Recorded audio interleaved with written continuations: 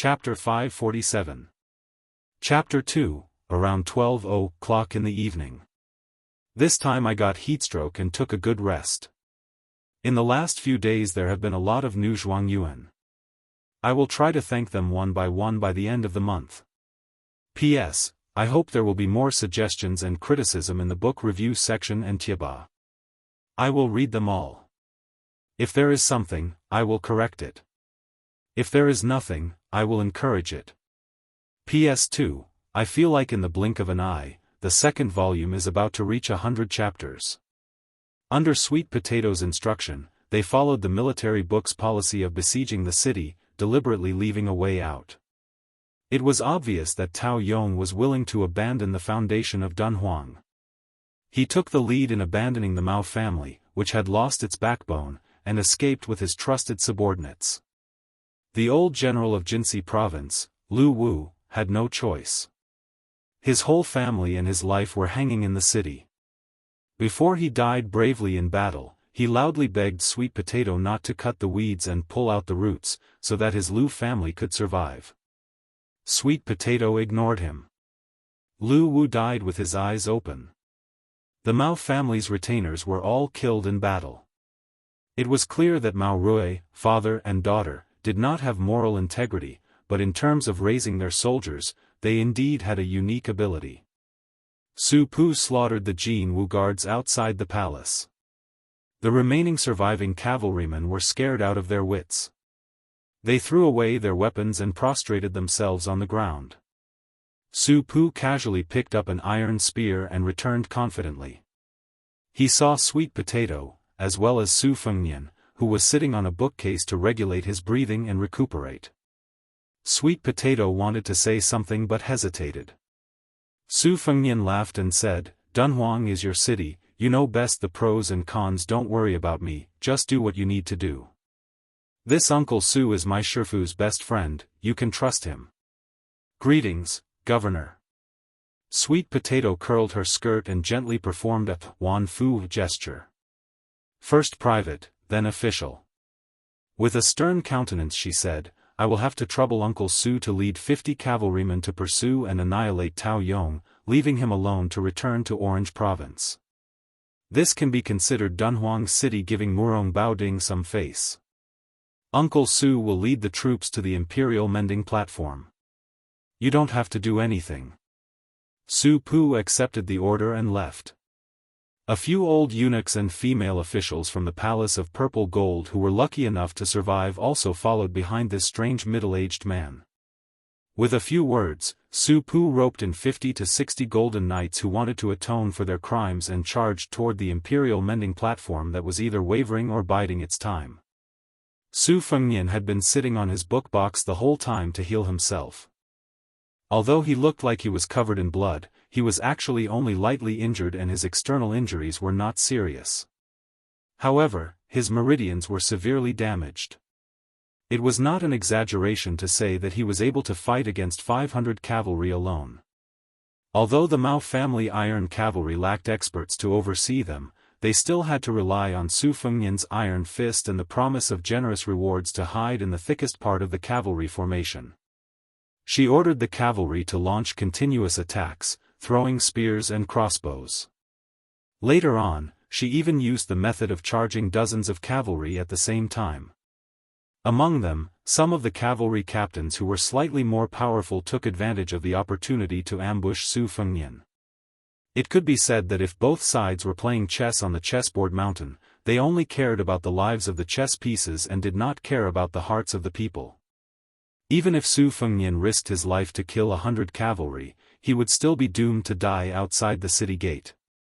However, when Spring and Autumn used the Sword Chi rolling wall and the Green Dragon sleeve to open the way and used the Spring Thunder Saber to stab Mao Ro to death, it was as if he had beheaded a general in an army. The Iron Cavalry's morale fell to the bottom and they could no longer gather their momentum. It was reasonable for the army to be defeated like a landslide. Even if Su Fengnian had 50 to 60% of his Great Yellow Hall realm and the initial stage of Vajra realm, he would still need to recuperate for 20 years to recover. This bloody battle was no less thrilling than the death battle with Tuoba Chunsun and the other two experts on the grassland. In the marketplace, it was like a strong young man fighting three men of the same age. In the eyes of the onlookers, it was very exciting. The latter was like risking his life against hundreds of children, being entangled endlessly, bitten several times, dozens of times, or even hundreds of times. It was equally hair-raising. Su Fengnian calmly looked at those Jianghu people, who, after the dust had settled, looked somewhat nervous. He then looked at the sturdy old man, who had fallen to the ground dead. This Dunhuang City's Lu family had originally wanted to put on a tiger that would not fall down. Before he died, he would crush his iron spear into the ground and hold it with both hands until he died.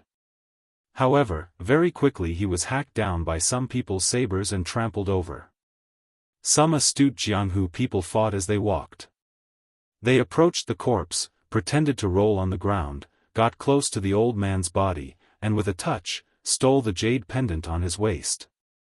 Several people who were slow to act followed suit, rolling back and forth on Lu Wu's corpse. They did not even let go of the jade-inlaid buckle, which was taken away. There was only one ox leather boot left on his feet. It was said that the dead were the most important, but in Jianghu, who cared about being the most important? At this time, other than the two fragrant maids curled up in the corner of the carriage, the rest of the Mao family were already dead. A sharp-eyed Wulin man wanted to go to the carriage to have a good time. Even if he did not take off his pants and did not work, it would be good to have a good time. In the end, Su Pu, who was riding on top of him, happened to stab him in the back with a spear. With a twist of the spearhead, his body was torn in half. No one dared to mess around in the chaos. Su Fengnian had already put the spring thunder saber back into the box. A blood-stained scarlet spring and autumn sword lay across his knees. He said to Sweet Potato, who was standing beside him, "How do we appease the many forces that have surrendered?" Sweet Potato thought for a moment and said, "These aftermath matters should be handed over to Governor Su Pu. I should have died outside the palace gate. It is not good to draw legs on a snake." She smiled. "Since the young master is here, of course it is up to you to make the decision." Su Fengnian furrowed his brows. "I will only watch. I won't talk or do anything. But first you have to arrange a passable identity for me." "Right, even you know Su Pu. Will anyone recognize him as the former governor of the 12th Light Cavalry Battalion of the Beiliang Army?" Chapter 548. Sweet Potato shook her head and said, "No, this servant knows Su Pu because Imperial Tutor Li Yishan mentioned the governor when he was teaching the brocade pouch at Tide Listening Pavilion.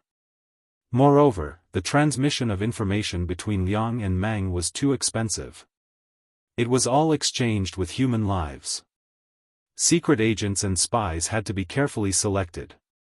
It was impossible for them to take care of everything, no matter how big or small. It was also impossible for them to have the ability to investigate an old general of northern Liang who had not shown his face for 20 years. Our Beiliang can be said to be the place that pays the most attention to infiltration and counter-infiltration of the two dynasties. From what this servant knows, Beiliang has a secret organization. Other than targeting Great Peace City and the vassals, it spares no effort on the Beimang Imperial Tent and the capital of the southern dynasties. All of this is handled by Master's Master. It is watertight." Su Fengnian said self-deprecatingly, "Benevolent people do not join the army, benevolent people do not command soldiers. I think that while Su Pu's impression of me has changed, it is probably not much better." Sweet Potato said sadly, "It is all this servant's fault." Su Fengnian said with a smile, "You are really wrong this time. If not for you, I insisted on being a hero and returning to the city, Su Pu may not have knelt and called me His Royal Highness. At most, he would have called me uncle and nephew. You do not know, these famous generals from the spring and autumn period are all arrogant and untamed. They value military merit far more than relationships. Su Pu is a rare exception. Like that strategist Zhao Chongling, who is called the right hand of my master, they all say that 3 years old can tell one's age. But before I was born, Su Xiao did not have an heir. He predicted that the Bailiang army would only be safe in the hands of Chen Jibao. He died 20 miles outside the West Shu imperial city, lying on his sickbed. He did not talk about how to avenge his family, but pulled Su Xiao's hand and said that he had to remove the word righteous from Chen Jibao's identity as his adopted son so that he could die in peace. Sweet Potato did not dare to ask further. Su Fengnian stood up and put the spring and autumn back into its sheath on his back.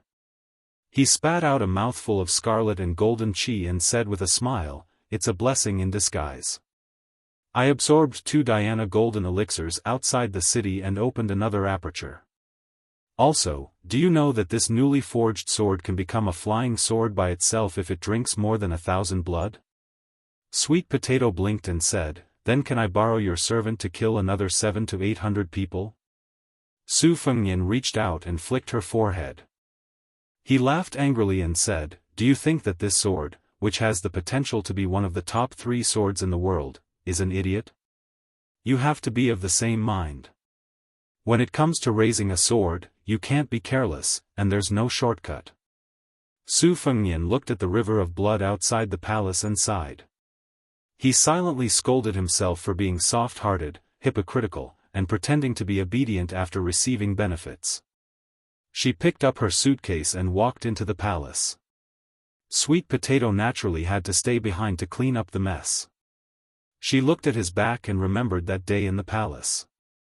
She was wearing a dragon robe and sitting on the dragon chair. That moment of joy was worth a lifetime. Only now did she know that choosing to spend the rest of her life in a lonely city like her aunt and turning white for a man was not such a terrible thing. Su Fengnian suddenly turned around and smiled. Sweet Potato was absent-minded for a moment. She did not know which lucky woman he would fall in love with in this life. Jianghu. From the bottom of her heart, Sweet Potato did not like this subjugated princess who lived only for revenge. She felt that only a more generous woman was worthy of the young master's love. Of course, this was only what Sweet Potato thought. As for the young master's choice, she would support it. Su Fengnian was no longer His Royal Highness who could not distinguish between the 5 grains and the 4 limbs. He bathed alone in Qingqiu Zhai and changed his clothes. After changing into a clean set of clothes, he felt refreshed. The situation in Dunhuang had been settled. The palace maids and eunuchs in each palace continued to behave themselves step by step. To them, the turbulent situation outside the palace was nothing more than the rise and fall of a new emperor. It was just the rise and fall of a new emperor. Their official hat became bigger or even their heads were taken off. It would not disturb the lives of small fish and shrimps like them. However, to be honest, they still liked the current palace lord as the master of Dunhuang. Although the rewards and punishments were clear, compared to the previous palace lord who had been as cold as an iceberg for decades, it was more humane. Su Fengnian sat on a stone bench in the courtyard. There were spring and autumn and spring thunder on the table. Just by listening to their names, they seemed to be a pair of siblings. Su Fengnian did not wait for the expected Sweet Potato. Instead, he was unexpectedly visited alone by Su Pu. Su Pu also did not need to kneel to make her position clear. When she saw Su Fengnian waving his hand to signal her, she calmly sat down and said, "According to Li Yishan's arrangement, the visiting forces will be treated differently. The deep-rooted local parties in the city will be eradicated. None will be left alive. For those who have infiltrated Dunhuang from outside the city in the past 10 years, such as the 2 trusted aides of Jiuzi province and Jiangxi province, after the old forces have been emptied and leveled, they will continue to arrange for people to fill in. Moreover, New Dunhuang City will take the initiative to express goodwill. Not only will it give them a way out, it will also set up a ladder to let them annex some of the Mao and Lu families' territories. In this way, they will have a fat bait to slowly nibble away at. It is guaranteed that they will live in peace for 5 years." Su Fengnian nodded and curiously asked, "What is the attitude of the Imperial Mending Platform?" When she was not killing people, Su Pu, who was exceptionally refined like a down-and-out scholar, laughed softly and said, "Not declaring their position is the best attitude. New Dunhuang City is happy to share a cup of the soup with them." Su Fengnian asked, "Which forces are actually Bailiang's secret chess pieces?" Without the slightest hesitation Su Pu said, "The Yuan and Duanmu families were single-handedly supported by Li Shan. However, I am afraid that even within these two families, only 4 or 5 people know the truth. The rest of the forces are all acting because of the matter, because of the benefits, they are not worth mentioning." With a wry smile Su Fengnian said, "By making such a scene, won't I create unnecessary problems for Shifu?" Su Pu smiled sincerely and said, "Li Shan himself often says that it is because of the will of the people that he made the chess pieces outside the chessboard. From this, one can see the true strength of a national chess player. His Royal Highness need not worry. This general believes that Li Shan will be happy to see this happen. To be able to make a chess game even more lively, it can be seen that His Highness has truly entered the game and exerted his strength. This is a good thing." Su Fengnian said with interest, "Uncle Su is also proficient in chess?" Su Pu hurriedly waved her hand and said, "After interacting with Li Shan for so long, he only knows how to talk about grand principles. If we were to really play a game, he would be an unbearably vulgar and terrible chess player. He would never be able to win against His Highness. Your Highness, please don't force me." Su Fengnian laughed and said, "I think he is still a bit better than Su Shao." One respectfully addressed His Royal Highness, while the other warmly addressed him as Uncle Su. Was it because they were incongruous? Suddenly, the bitter rain of late spring poured down. Su Fengnian and Su Pu walked into the temple together. Su Fengnian said, "When the devil Luo Yang enters the city, that will be the real calamity for Dunhuang City." Su Pu nodded his head. Even this light cavalry governor was a little worried. Su Fengnian said in self-mockery, "Don't jinx it." Inside and outside the city, the rain was pouring down. A man in white clothes went past the Kaji Buddha cave and slowly walked toward the city of Dunhuang. The heavy rain during the day was like a black curtain.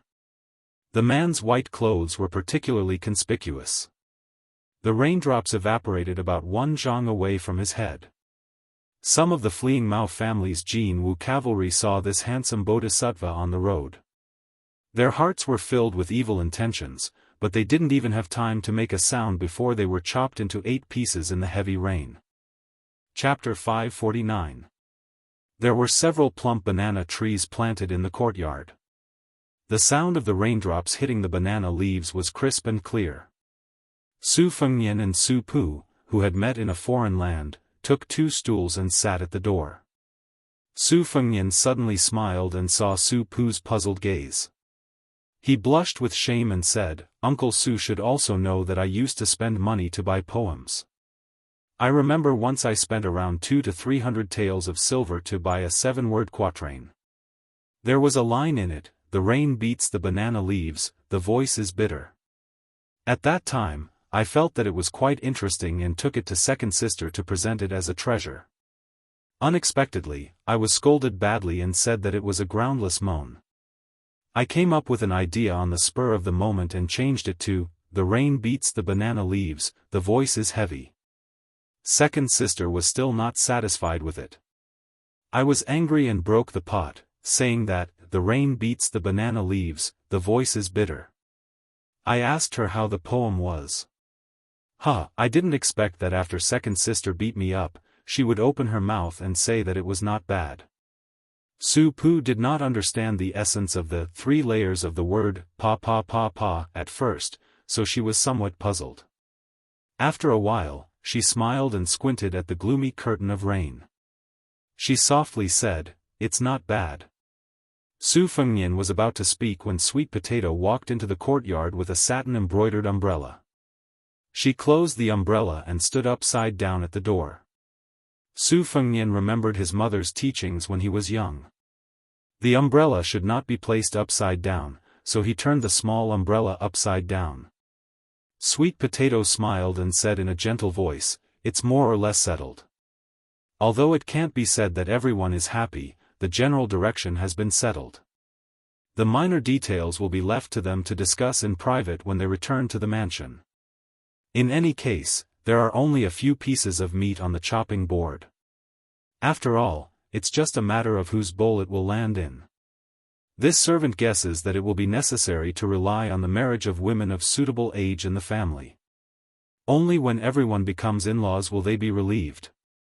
These 2 days, there will be a few white matters and a few red matters. Everyone will be busy. Su Pu dismissed it with a smile. Su Fengnian looked at the sky and asked, "Do you want to go out for a walk?" Su Pu smiled and said, "That's a good idea. If you're tired, you can rest at this general's place. There's also a few bottles of green ant wine that you can't bear to drink. Warm it up and down. It'll drive away the cold." Sweet Potato looked worried. Su Fengnian smiled helplessly and said, "Do you really think I'm a clay bodhisattva or a paper tiger, so delicate that I can't bear to see rain?" Hearing this, Sweet Potato no longer insisted on his opinion. The 3 of them walked out of Qingqiuzhai with their umbrellas swaying in the wind, and out of the giant immortal palace that had returned to its former tranquility. Su Pu's wine shop was on the main road of the main city, so they could walk straight there.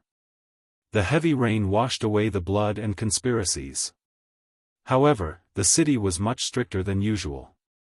There were already several cases where the remnants of the rebellion, escorted by their loyal servants, disguised themselves and tried to escape the city. However, the Jianghu guards and Jianghu people who were temporarily stationed at the 3 city gates saw through their identities and killed them on the spot. As for whether there were any fish that escaped the net, only heaven knows. Perhaps only those who had endured hardships for years would know. This was another story similar to the joys and sorrows of this old man's son Zhao and the crown prince of Western Shu.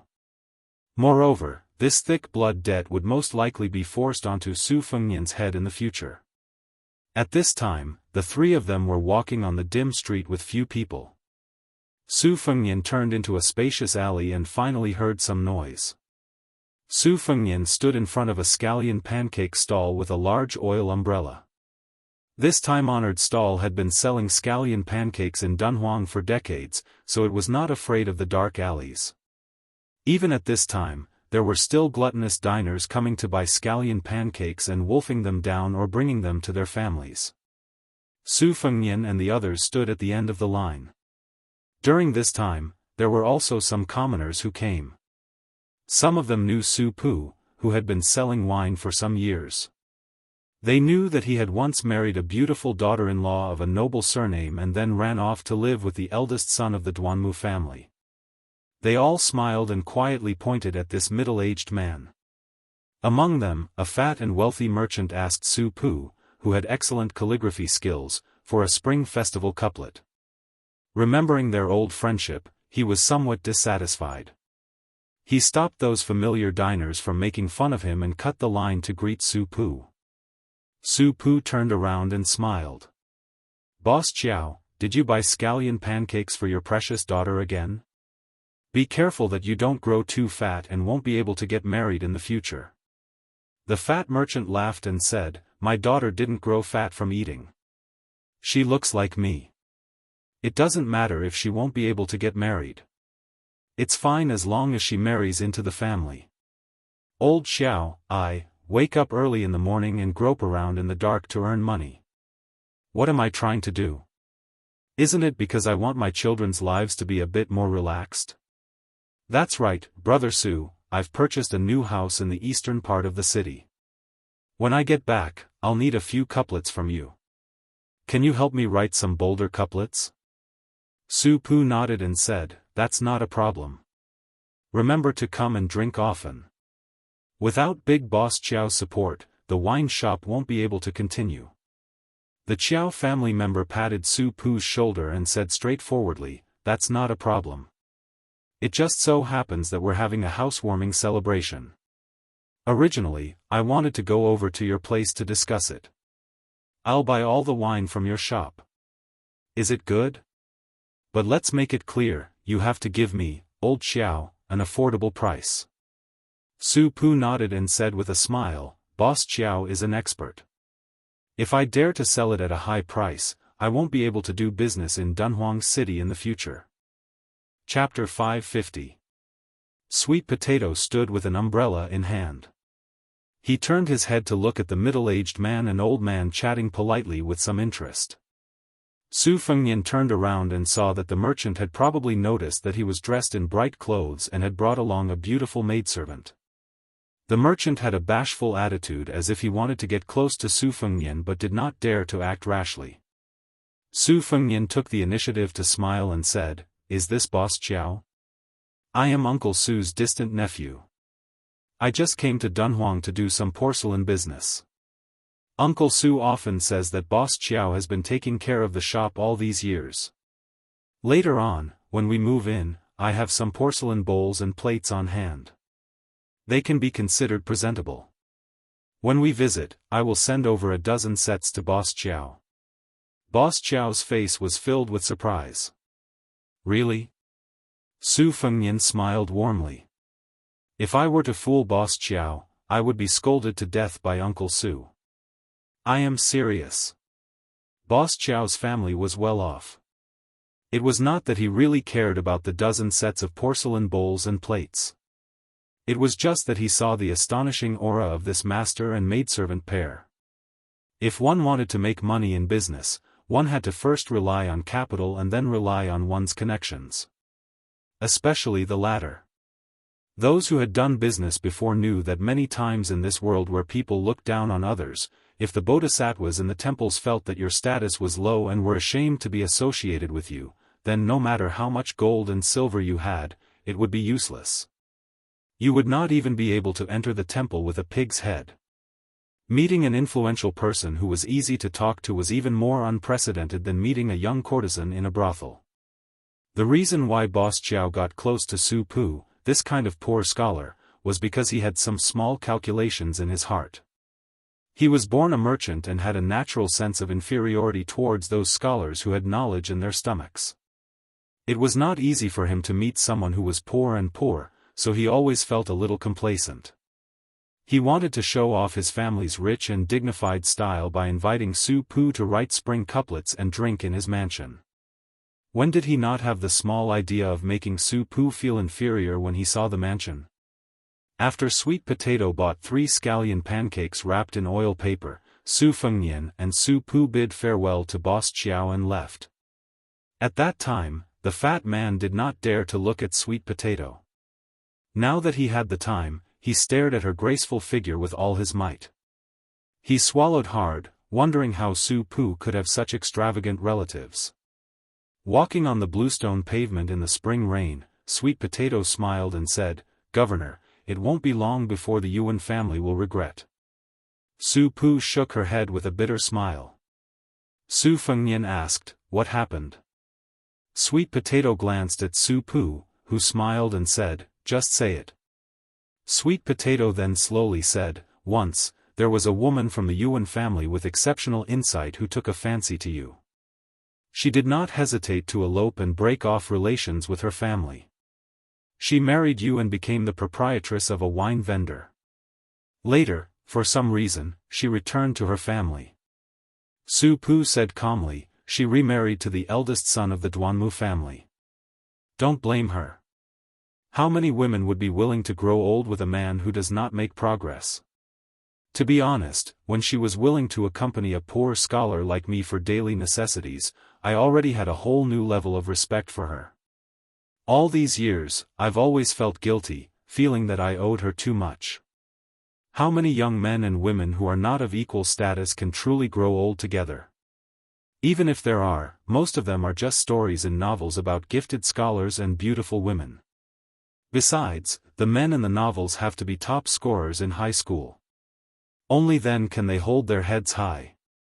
For someone like Su Pu, who squandered a dowry of 100 taels of gold, according to common sense, there is no way she can be a man in the novels. Su Fengnian smiled gently and said, These women seem to be able to sing and weep, but in the end, they have misjudged the men and misidentified themselves. When they were rich and leisurely, they were ignorant of worldly affairs. On one hand, their family was well off, so they could look down on those beautiful clothes, beautiful horses, rouge, and sandalwood beds. However, when they really suffered with men, they gradually understood the power of the yellow and white vulgar things. Not to mention other things, when chatting with close friends in the boudoir, they would always hear them talking about exotic delicacies, how the newest clothes were not enough to wear, how the pearls, jade, and gold hairpins were old-fashioned. Perhaps the women who fell from the branch to become sparrows did not really seek such enjoyment, but they always felt uncomfortable in their hearts. As time passed, they were subtly influenced. When they looked at the good-for-nothing man beside them, they knew that his literary talent could not turn into a wife who relied on her husband's status as a wife, and even implicated her children to suffer in the future. Naturally, their thoughts changed. Uncle Sue, if my guess is correct, at first when she went to see her old friends, she would talk about it with you, and would even joke about it. After a few years, she became more and more taciturn, and then she would throw some inexplicable tantrums with you. In the end, she simply did not talk to you about these things, right? Su Pu was stunned. Obviously she was hit by this young man's words. Uncle Sue, it is reasonable for you to feel guilty, no one would dare to say anything bad about you. But if you feel too guilty, you will sink into it, and you will be somewhat petty. Taking 10,000 steps back, that woman has married into a good family. Compared to feeling remorse and feeling sorry for herself, it is much more satisfactory. If you really want to blame someone, blame my Shifu. If he gave you the position of Dunhuang's general, you would not have so many troubles. Su Pu was stunned for a long time, she did not say anything. Sweet Potato sighed softly. If that woman heard what young master said, she would be too ashamed to show her face. Su Fengnian laughed self-deprecatingly. I have always been this kind of vulgar man who spoils the scenery. She probably would not be willing to dirty her ears, so she would not listen to even half a sentence. The middle-aged scholarly general from the spring and autumn period sighed, Your Highness' seemingly heartless words have helped Su Pu untie too much of the knot in my heart. Su Pu immediately laughed. Later on, drink a few jars of green ant wine and give Li Yishan a good scolding. The three of them went to the small wine shop at the entrance of the city gate. At this time, the man in white entered the city. There were dozens of corpses outside the city gate. They met on a narrow path. Su Pu looked at the man in white from afar and sucked in a breath of cold air, saying in a deep voice, Demon Luo Yang. Chapter 551. A 9,000-word chapter. On the day of the palace coup, it could be said that there were some families who were happy and some who were sad. The Mao and Lu families were annihilated in an instant. In the northeast part of the city, influential officials gathered together. Many families, who could shake the entire city with a stomp of their feet, could be considered neighbors. Perhaps through a wall, they could see the scene of the confiscation of property next door. The Mao family's mansion was sandwiched between the Yuan and Duanmu families. The young men of the latter two families were watching the excitement from the top of their respective tall buildings. Some of them could not hide their schadenfreude. They could vaguely see that in the majestic heavy rain, several white-faced, beardless old eunuchs led a vast number of Jianghu guards into the Mao family's mansion. The adult men, regardless of whether they resisted or surrendered, were all hacked to death. Some men with martial arts skills wanted to jump over the wall to escape, but they had already been easily intercepted and killed by the Wulin grassland squatting at the base of the wall. Occasionally, there were a few people who relied on their thick skin and high martial arts skills to jump over the high wall. As soon as they landed, they were stabbed by the two families' elite retainers who were waiting for them. They were nailed to death to the ground or to the wall, or they were shot into hedgehogs by the rows of crossbows. Several of the Mao family's young men, who were regarded as thorns in the eyes of the two families' young men, were also quite unyielding. They led their men of sacrifice and vowed to fight to the death. Even some of the young women, who usually did not reveal themselves, also took out their swords. However, they were unable to withstand the tide-like offensive and were all strangled on the spot. The Mao family, who had 500 armored cavalry, was originally one of the best in Dunhuang City. Even the odd-job workers and servants did not look at the ground when they walked, each and every one of them had their eyes above the top of their heads. At this time, most of them died miserably.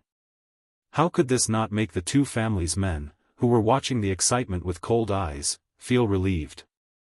Some of the men, who only dared to secretly covet the Mao family's women and covet the Mao family's daughter-in-law, felt a bit of pity.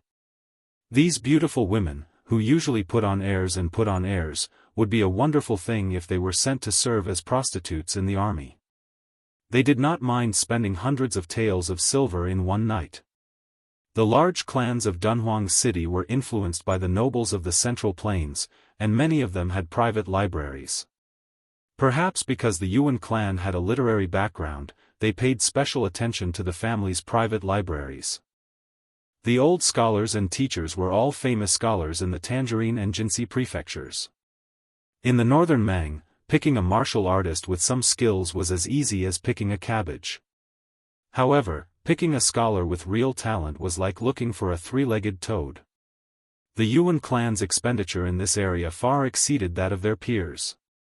This was attributed to the fact that the Yuan clan's leader was a scholar who had read a lot. The private library, Wenhui Building, had a collection of 80,000 books. Most of them were plundered by scholars who had rushed to the north. Yuan Liang had always been immensely proud of this, and he especially looked for a seal master to carve a piece of yellow stone. He called himself the 80,000 Old Man. Today, Yuan Liang personally led nearly 100 soldiers and generals to the outside of the giant Immortal Palace. When he returned, he rewarded them according to their merits. At the same time, he ordered the steward to lead a group of trusted men of sacrifice through a secret passage that connected the three families. He first picked up a few women who had married into the Mao family, so that they would not be implicated. Then, he sealed the passage and destroyed it. The reason why he saved them in the chaos was not because Yuan Liang was merciful. It was because he wanted to take over the Mao family's property in the future. He had to rely on these astute women who were familiar with the Mao family. In fact, he did not have good intentions in the beginning of the marriage. Of course, it was the same for those women who had married into the Mao family. In the past, Yuan Liang treated these fierce women, his daughters-in-law, and even his granddaughters-in-law with respect. He would often reprimand his family's descendants in front of them. But after today, he wanted to see if they would still dare to order their husband around, and if they would still dare to forbid him from taking concubines. At this moment, perhaps she was already kneeling on the ground, sobbing and begging for mercy. Yuan Liang sat on a small couch near the window on the top floor of the Wenhui building, leisurely sipping tea, smiling as he looked at the upheaval in the Mao family mansion. He was in an extremely good mood. Different from Mao Rou, who has a perfume fetish, he likes to drink tea. On the small couch, there was a large tea table with a tea set, tea grinder, and a soup bottle on it. After Yuan Liang caught a glimpse, he narrowed his eyes, but immediately put on a warm smile that made people feel good about him. He got off the couch and put on his shoes to welcome him, calling Brother Chongyang. The latter waved his hand and casually sat down on the couch, taking a tea towel to wipe his cheeks. Yuan Liang laughed happily and said, "Duanmu Chongyang, you scoundrel, the elegance in the room has been washed away by your vulgarity, how unlucky. Uncle Yuan, if you continue to be so merciless, be careful that I don't harm your granddaughter. She's very pretty, to my taste." The man giggled, drinking a cup of tea to quench his thirst. It was indeed unbearably vulgar. This man called Duanmu Chongyang was the second young master of the Duanmu clan. His status was similar to Yuan Duan's, but his personality was the complete opposite. He stood up at 30 and started a family. Even now, he still hadn't taken any shape, causing his father, Duanmu Qingsheng, to have a lot of white hair. Duanmu Chongyang was a renowned swordsman on the border between the two provinces. He often went to kill horse bandits for fun. As he killed, he actually became sworn brothers with the leader of a large group of horse bandits. If it weren't for his clan stopping him, he would have abducted his sister and made her the wife of the head of the horse bandits. Duanmu Chongyang was also the only one who dared to teach the Mao family's children a lesson when the Mao family was at its peak. The three families were neighbors. Close neighbors were better than distant relatives. Plus, they were in-laws, so on the surface, they were harmonious. Duanmu Chongyang, Yuan Duan, Mao Chong, and Mao Ro were childhood playmates. However, they had been estranged from Yuan Duan in recent years, intentionally or otherwise. In their youth, these two top young masters in Dunhuang liked to follow Mao Chong around as minions. It was a pity that Mao Chong died early. He didn't even reach 20 years of age before he died. Duanmu Qingsheng had endured for a long time. Seeing that his eldest son was still frivolous, he finally couldn't help but slam the table angrily. "Why did you go to the Mao family? Did that widow Mao Chong steal your soul? You're just a broken shoe. Don't you feel ashamed? You've ruined the plans of two families. What are you going to use to compensate?" Yuan Duan narrowed his eyes again and lowered his head to taste his tea. Yuan Liang kept smiling but didn't say anything. Duanmu Chongyang raised his eyebrows and argued with his father. "What's the big deal? Our two families hiding behind our master's back to scheme for benefits is a big deal? Aren't we afraid of incurring the suspicion of that little woman Yan Ji? In my opinion, this time we're dividing up the territories of the Mao and Lu families and Taoyong. We shouldn't be so aggressive just because we protected the emperor. Do you really think we protected the emperor? Isn't this a trap that master set up long ago? He's waiting for those old foxes to jump into the fire pit.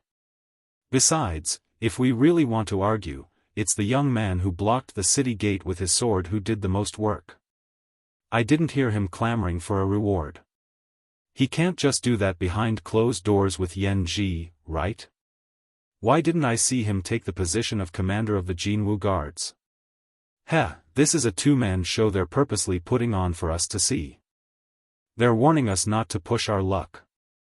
Father, if you don't go to the Mao family and cause a ruckus, I'd like to see if you'll get a stomachache from eating the meat in your mouth." Duanmu Qingsheng looked like he was going to pick up the jade-like Dongyue Celadon cup and smash it at this bastard of a son full of nonsense. Yuan Liang hurriedly stopped him and pulled on his in-law's arm. He joked, "Don't throw it, don't throw it. This kid isn't afraid of pain, but my heart aches for the cup." Duanmu Qingsheng huffed, "Brother Yuan, listen to this brat. What do you mean by arrogant? Does he think I'm a dog?" Yuan Duan held an exquisite tea broom. He bent over and lowered his head. The corners of his mouth curled up slightly as he narrowed his eyes and sneered. After Duanmu Qingsheng calmed down, Yuan Liang looked at the green and tea-colored Dongyue porcelain. He stroked his beard and said with a faint smile, "Actually, Chongyang's words aren't without reason. Our table manners aren't too good. It's hard to avoid being disliked. Our two families are Bailiang's chess pieces that can't see the light of day. Misfortune and fortune are interdependent. Indeed, we don't have to worry about that little girl with a strange background mistreating us. We can eat less on the surface, but there's no harm in taking more in secret. This way, it'll be convenient for giant Immortal Palace to appease the people. To put it bluntly, don't think the word dog is unpleasant to hear. Our two families are just other people's running dogs. Before biting, we have to tuck our tails between our legs and not make a sound. When it's time to bite, we have to be full of energy." Duanmu Qingsheng's face was full of anger. He was a rough man who brandished his spear and brandished his staff. He couldn't speak in a genteel manner. He really couldn't think of a rebuttal and could only sulk. Duanmu Chongyang, on the other hand, laughed loudly. "Uncle's words are truly incisive." Yuan Liang said with a smile, "Then let's set the tone like this. Eat less, eat more, and take it slow. In-law, why don't you and I spit out a few pieces of meat first?" Duanmu Qingsheng hesitated. He turned his head and caught a glimpse of that bastard who was the butt of jokes in the city casually slipping a teacup into his sleeve. He couldn't vent his anger, but it wasn't good for him to point it out. He could only nod and say in a low, muffled voice, "In any case, it's all up to you these past few years." After absent-mindedly drinking his tea, Duanwu Qingsheng practically dragged his son out of the teahouse and library. Yuan Duan was about to speak when the carefree Duanwu Chongyang jogged in, smiling as he took away the straw raincoat hanging on the screen. Yuan Liang waited until the sound of footsteps was far away before he glanced at the tea table. The tea set was missing a young gentleman's incomplete tea set. The entire set was ruined. He sighed softly. Chapter 552. Yuan Liang was no longer in the mood to drink tea, only feeling annoyed. He gazed at the curtain of rain outside the window and asked, "Do you know that trash called Su Pu is the new big shot of Dunhuang?" Yuan Dun put on a fake smile. "I already know." Yuan Liang asked, "Now that you know his identity, do you know how to get along?" Yuan Dun said with a dark expression, "At worst, we'll just remarry that shameless slut back. Duanmu Zhongqiu is a useless piece of trash who only knows how to read books and fiddle with literary talent. Just look at that pair of dogs and everything will be fine. I heard that Duanmu Zhongqiu has taken a fancy to a prostitute and wants to take her in as a concubine.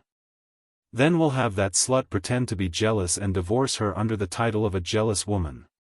It'll be perfectly justifiable. Anyway, that good-for-nothing Su Pu won't mind this kind of thing." Yuan Liang was furious. He picked up the teacup and smashed it over. Yuan Dun, whose forehead was bleeding, was stunned. Yuan Liang scolded, "Idiot, do you really think Su Pu is just a brute? Which of Beiliang's loyalists are mediocre? Even if they're not smart enough and there's someone else in Beiliang plotting behind the scenes, do you think our Yuan family can afford to provoke that terrifying plague god Su Pu?" Yuan Dun held his forehead, blood seeping out from between his fingers. He said stubbornly, "How is it bad that I found his woman?" Yuan Liang was even angrier. He picked up the teacup and was about to smash it again, but seeing his eldest son's resolute gaze, he sighed dejectedly. Why are you so straightforward? A woman's mind is hard to predict since ancient times. Your sister has always been unyielding. After being humiliated like this and being forced to remarry, do you really think she won't go crazy and complain to Su Pu in a fit of rage? Since ancient times, how many of the generals and ministers who didn't die on the battlefield died in the gusts of cold wind on the king's pillow? Don't mention this again. Yuan Dun narrowed his eyes out of habit. After releasing his hand, he picked up a tea towel to wipe it clean and smiled. I have a plan to divert the trouble to the Duanmu family. Yuan Liang's eyes lit up. He said skeptically, "Oh." Yuan Duan rubbed the round teapot with his finger and said with a smile, "I have a confidant who is close to Duanmu Zhongqiu and can encourage him to take a concubine. Duanmu Zhongqiu is a hypocrite with a timid and fickle personality. He is easily swayed and cares about face the most. This confidant can take advantage of his lack of business knowledge and has a dead debt in his hands. 600 or 700 taels of silver should have been Duanmu Zhongqiu's money. Returning it to him now will leave him with plenty of money. When a man suddenly has a sizable private stash, he will have devious thoughts even if he doesn't have devious thoughts. I will have my confidant work on two fronts, one going to the brothels and beating around the bush. Now that the Duanmu family is suppressing the Mao family with us, I think the brothels are also aware of the pros and cons. On the other hand, he will bewitch Duanmu Zhongqiu, saying that Su Pu holds a grudge. If he dares to take that slut, he will make an example out of the entire Duanmu family. The Mao family is a good example. Father, do you think this good-for-nothing will give a divorce letter with both hands? At that time, our Yuan family will comfort that shameless slut, but she will fall out with the Duanmu family and shed all pretense of cordiality. Who will be the strongest power in Dunhuang City in the future? Yuan Liang thought about it carefully weighing the pros and cons and considering the feasibility of the plan. His smile grew wider and wider. Outside the building, the father and son of the Duanmu family walked further and further away toward the backyard. They got into an inconspicuous carriage, the sound of hooves not louder than the sound of the rain. Putting away the sheepskin umbrella, Duanmu Qingshen closed his eyes to rest. Duanmu Chongyang, who hadn't taken off his straw raincoat, also didn't have the least bit of a sloppy appearance. Duanmu Chongyang lifted the curtain and glanced at the high wall. He smiled and said, "If nothing unexpected happens, this pretentious and feminine father and son are starting to scheme against our Duanmu family. Their falling out is much faster than them flipping a book. Yuan Duan, this kid, has a bellyful of evil tricks since he was young. He thinks he's virtuous, but he still thinks no one can see through him. It's really funny." Duanmu Qingshen said in a low voice, "Chongyang, how do you think they're scheming?" Duanmu Chongyang sneered and said, "Putting yourself in their shoes, they'll definitely start from big brother and sister-in-law. They'll see immediate results. The Yuan family only has this bit of foresight and prospects." Duanmu Qingshen opened his eyes and crossed his fingers on his abdomen. He smiled faintly and said, "Your big brother is timid and afraid of trouble. He doesn't even have the guts to compete with you for the position of the family head. I've already given up on him. But you, back then, dared to single-handedly kill Mao Chong in one move. Your hands and feet are clean too. This time, Yuan Liang and Yuan Duan want to trap your big brother. You go and keep an eye on them. Just don't make a big fuss. There's no need to lower yourself to their level. Otherwise, if they see through our concealment, it won't be pretty. We father and son are big men. Don't haggle over the smallest details with those two women. The Duanmu family has never treated Dunhuang as a place to do big things." Duanmu Chongyang laughed heartily and said mockingly, "This drinking of tea is just drinking the word harmony in harmony. Looking back at Yuan Liang's sinister methods these years, it's really a waste of several hundred caddies of tea." Duanmu Qingshen didn't go along with this topic. Instead, he said in a more serious tone, "Just now, you went to the Mao family to save them. There's even a hint of camaraderie. Very good. Your way of doing things these years has always been putting on a show for the masters of Beiliang. Now it's time to pick the ripe fruit. Father can give up everything, but I'll definitely let you become the great lieutenant of the Jianghu Guards. You have to interact more with Su Pu and that young man. Drink and drink wine and so on. You must not be in a hurry. As long as you progress step by step, there will always be a chance for you to go to Beiliang and make a name for yourself. Dunhuang is still too small for you to show off your skills. Join the Beiliang army and strive to become the trusted aide of the hereditary heir apparent of the king of Beiliang. If this boy is not enough to entrust your life to, you can always switch to Chenjibao. It won't be bad either. But remember to use the trick of injuring yourself to gain the enemy's confidence. Otherwise, you'll be regarded as a rebellious minister. You won't have a chance to make a name for yourself in Beiliang." Leaning against the wall of the carriage, Duanmu Chongyang clicked his tongue and said, "The white-clothed war immortal Chenjibao, the ruthless man who slaughtered the spear immortal Wang Xiu. I've been looking forward to this for a long time." Duanmu Qingshen shook his head and said, "The struggle for military power between the Beiliang heir apparent and Chenjibao is not as one-sided as the outside world thinks. I feel that as long as Su Shao is alive, Chenjibao won't rebel. But as long as Chenjibao doesn't rebel, as long as this drags on, the heir apparent will have more and more room to maneuver." Duanmu Chongyang was puzzled. "Su Shao killed Chenjibao with one saber strike," he said. "Isn't everything easy? Although this way, the morale of Beiliang's 300,000 armored cavalry will be reduced by half, but in the end, it's better to end the pain quickly than to prolong the pain." Duanmu Qingshen's expression was grave. He shook his head and said, "This is the brilliance of the king of Beiliang's art of controlling people. He knows that some people can't be killed, he knows how to nurture a tiger and invite calamity. In my opinion, Chen Zhibao was the most powerful Beiliang army in the world. It was the heir apparent who killed him, but Su Shao couldn't be killed. Perhaps this vassal king with a different surname also couldn't bear to kill him. Duanmu Chongyang greatly treasured the time he spent alone with this old man, and even more treasured the opportunity for him to share his experiences. He asked, "Then father, do you feel that Chen Zhibao has really rebelled?" Duanmu Qingsheng smiled and said, "Even if at the beginning he put on a show for the Zhao family's son to see and for Great Peace City to relax, in the long run, Chen Zhibao will be in a similar situation as his adoptive father after the Battle of the Western Wall. He had no choice but to rebel." However, at that time, Su Shao had the willpower to have the glory and wealth he has today. If he had really rebelled, he would have spent 3 or 4 years ruling across the river with the Zhao family. In the end, he would have used up the hearts of the people, and without the support of the scholars and the people, he would only be in a circle and die. This is the great wisdom of a martial artist like Su Shao. When one reaches a high position, it is very difficult to remain clear-headed. Chen Zhibao is different. If he rebelled, not only would the entire Liang dynasty be happy, Beimang would also clap and cheer. Even Beiliang would most likely approve more than oppose. Duanmu Chongyang carefully added, "The precondition is that Su Shao dies of old age." Duanmu Qingsheng nodded and said, "That's right."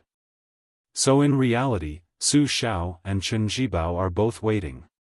When the time comes, when it is the Beiliang heir apparent's turn to put on the Liang prince's robe and personally go to play chess with Chen Zhibao, it will truly be a life and death battle.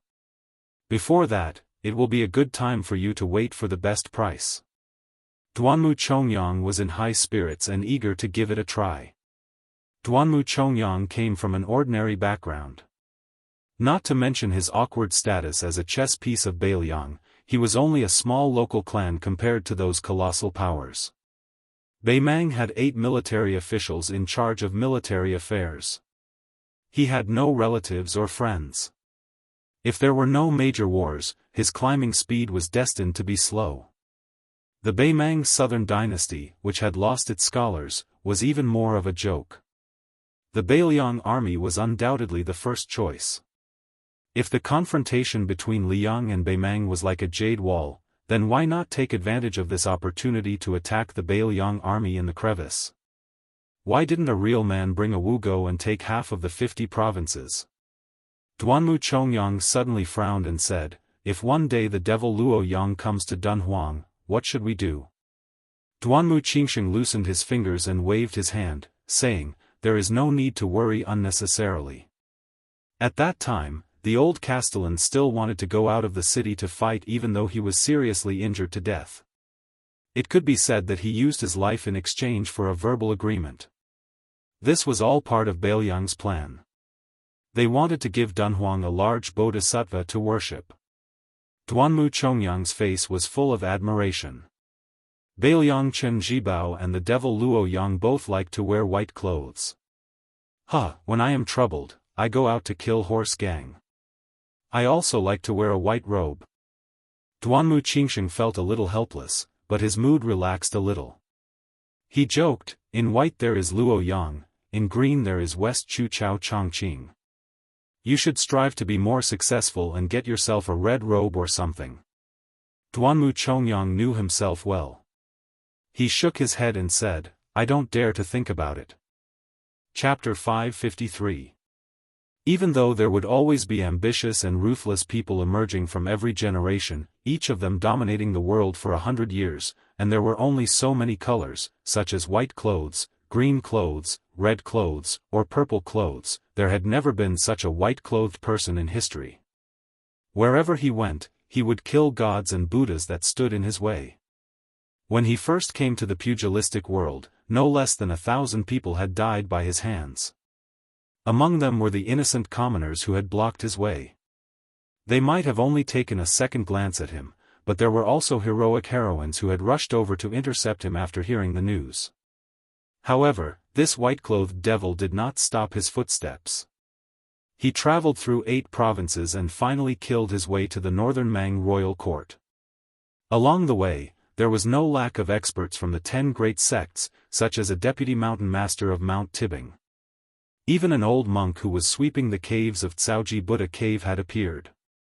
There was even a Daoist who was a direct disciple of the Daoist sect. Killing people like flax, killing people without blinking. These two sayings couldn't be more suitable for the devil Luo Yang. Duanmu Chongyang suddenly said, "That little girl with naturally beautiful lips like rouge is actually quite suitable to be with Luo Yang. If they run into that young hero who repelled 500 riders by himself, there will be a good show to watch." Duanmu Qingsheng frowned and said, "Why are you thinking about this nonsense?" Duanmu Chongyang smiled embarrassedly. Duanmu Qingsheng sighed and said, "Yuan Liang and I are at most old foxes who have the ability to plot a city or a state. Compared to Su Shao, the sky-swallowing python, we are far inferior." The old man continued, "It's not that I belittle myself. Su Shao, just calling this name makes me tremble with fear." The carriage stopped slowly. Duanmu and Duanmu, who were much more scheming than Yuan and his son, got off the carriage together. Duanmu Chongyang walked with a straw raincoat. No matter how you looked at him, he looked like a loafer who was waiting to die. He walked in front of his father without any rules and strode into the mansion. Duanmu Qingsheng, who was walking with an umbrella, said to himself, "The night air is clear and bright. Ask yourself, you will know how much conscience you have and how much knowledge you have." He stepped over the threshold with a self-mocking face. Unfortunately, it's daytime. On this day, it was still raining heavily.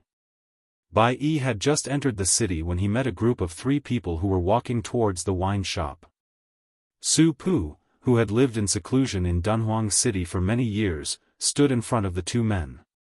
It was a taboo in Jianghu for a pair of unfamiliar experts to meet each other. However, Su Pu didn't care about this. It was ridiculous to say that he had submitted to the junior Su Fengnian. Su Pu, as the commander of the 12 light cavalry camps, had 70 to 80,000 cavalry under his command. He was on equal footing with the vanguard commander Wu Qi. Not to mention Li Yishan, his confidant, even Zhao Chongling, the undisputed chief strategist of Beiliang, respected Su Pu greatly. What kind of person had Su Pu not seen? However, Su Pu was strict in his conduct and abided by his duty. Since he was willing to be a death soldier pawn of Dunhuang City, and even His Royal Highness dared to go to Beimeng alone, he had the resolve to die in front of Su Fengnian in the city. There were countless elite troops in the world, but only the Northern Liang Army and Tuoba Bodhisattva's personal guards could be said to be able to fight to the death without leaving a single soldier. Su Pu considered himself an old soldier of Beiliang. How could he be afraid of battle? So what if you are the top person of the demonic path? How many times can you make me, Su Pu, die? Sweet Potato took a deep breath. He was about to take a step when he was pulled back by Su Fengnian. Bai Yi Luo Yang entered the city. She didn't look at Su Pu and Sweet Potato. She only looked meaningfully at Su Fengnian, who had changed his face. Su Fengnian walked out of the umbrella and grimaced as he walked in front of Su Pu. "So it is you. Actually, I should have thought of it long ago. I just didn't dare to believe it." The Northern Mang demonic path's most powerful and ruthless person stretched his waist and slowly walked over. He allowed the raindrops to smash against his clothes, completely revealing his slender figure that wasn't too curvaceous. He said, "Huang Baozhuang is finally dead." Su Fengnian stood where he was. He pursed his lips and didn't say anything. He just wanted to slap his own mouth. "Who told you to jinx it?" He regretted not bringing out Chuanxiu and Chunlei. The two were less than 20 steps apart. This was Sweet Potato's first time seeing this great demonic lord. He was already prepared to die. This was Su Pu's second time. At that time, the 2 kings of Dunhuang, Sweet Potato's aunt, and Luo Yang fought. He had watched from afar, but he couldn't see their faces clearly. However, Luo Yang's aura couldn't be faked by anyone, not even Tuoba. This white-clothed demon's murderous aura was one of a kind. It was one of a kind in Jianghu. Even though Luo Yang looked like a woman up close, Su Pu still didn't believe that he was a woman. Only Su Fengnian, who had suffered in the sword pavilion of Flying Fox City, knew that she was indeed a woman. She had both the appearance of a celestial being and the appearance of a dragon concubine. She was also very young. Damn it, her extraordinary talent was comparable to Li Chuangong's. Su Fengnian asked, "How did Huang Baozhuang die? Where's your pearl?" The woman who was both Luo Yang and Huang Baozhuang's chess and sword music school didn't answer. She just touched her stomach and said, "I'm hungry again." Su Fengnian knew that this crazy woman had said that she would kill people when she was hungry. Compared to the kind and innocent Huang Baozhuang, she was like heaven and earth. This well-deserved giant of the demonic path suddenly laughed. Even Su Pu was a little dazzled. She laughed softly and said, "Huang Baozhuang doesn't know what I did, but I know what she did." Sweet Potato and Su Pu didn't need to be in the rain. They were already confused. Chapter 554. Su Fengnian was about to speak when the woman who addressed herself as Luo Yang finally looked Sweet Potato and Su Pu in the eye. She frowned and said, "Why do you look so much like that old hag? No wonder your aunt wanted me to spare your life. I won't kill you, but go back to the palace of purple and gold. You're not allowed to set foot in Yeding Palace for the rest of your life." Sweet Potato smiled charmingly but didn't move. Luo Yang stepped behind Sweet Potato and gently patted her chest. Almost at the same time, Luo Yang's right hand turned into a slap to deflect Sweet Potato's kick. Her left hand caught Su Pu's whip leg and threw him away. Su Fengnian didn't move, but his two flying swords were already out of his sleeves. However, when the golden threads were 2 inches away from Luo Yang's forehead, they stopped and trembled. The morning dew stopped 3 inches away from her chest. Sweet Potato and Su Pu were about to join forces and give Su Fengnian the opportunity to charge his flying swords. Suddenly, the sky changed color and the rain fell like thousands of flying swords. The two of them suffered unspeakable pain just by blocking the swords. They only managed to advance a little after being cut by thousands of swords. Luo Yang was the youngest person to enter the realm of celestial phenomenon in the past 100 years. In this aspect, she was even more shocking than Wang Xianji, Tuoba, and Dong Tai, who were in the top 3 of the martial arts role. Su Fengnian completely let go of his control over the two swords. He looked at the two of them calmly and then looked at the white-clothed devil Luo Yang. He shook his head and said, "Sweet Potato, Su Pu, you two go first. Don't worry about me." Sweet Potato was the first to turn around. Su Pu hesitated and also retreated. Luo Yang made an exception and didn't chase after them. Probably because he found the golden thread flying sword in front of him interesting, he stretched out 2 fingers and caught the falling golden flying sword. Ignoring the morning dew falling to the ground near his chest, he said, "Su, you have some skills and are becoming more and more promising. How did you enter the Vajra realm, and how did you get injured?" Without any support, the morning dew fell straight to the ground and was covered by the endless rainwater pouring down from the trough. Without looking at Chao Lu and Jin Lu, Su Fengnian asked, "Do you have to kill me?" Luo Yang's fingers slightly exerted force, the golden thread curved in an arc. She said with a smile, "Give me a reason not to kill him. Tell me." "Forget it, you're going to die anyway. I'm more interested in knowing your true identity." Su Fengnian said bluntly, "Su Fengnian." Luo Yang said expressionlessly, "It's not as nice as Su Xianxia." Su Fengnian laughed. Without any guidance, the morning dew rose and stabbed toward the white-clothed demon's chest again. This attack was sufficiently sinister and tricky, and the timing was flawless. Even the blind zither player Xue Songguan would be caught unprepared. But she only made a small sound of surprise. She stretched out 2 fingers again and caught the strange psychic flying sword. Suddenly, she said, "Wu family's secret sword nurturing technique. It seems your talent in the way of the sword isn't as good as your use of the blade. You have a total of 12 flying swords, but only this little thing has a complete sword embryo. Su Fengnian, who had been ridiculed for his talent for the first time, didn't jump up and curse. He stood quietly where he was. Su Pu and Sweet Potato, who had a tacit understanding, stopped and surrounded the white-clothed woman in a tripartite confrontation. The rain gradually stopped. There were no mountains here, so the mountains didn't turn green after the rain.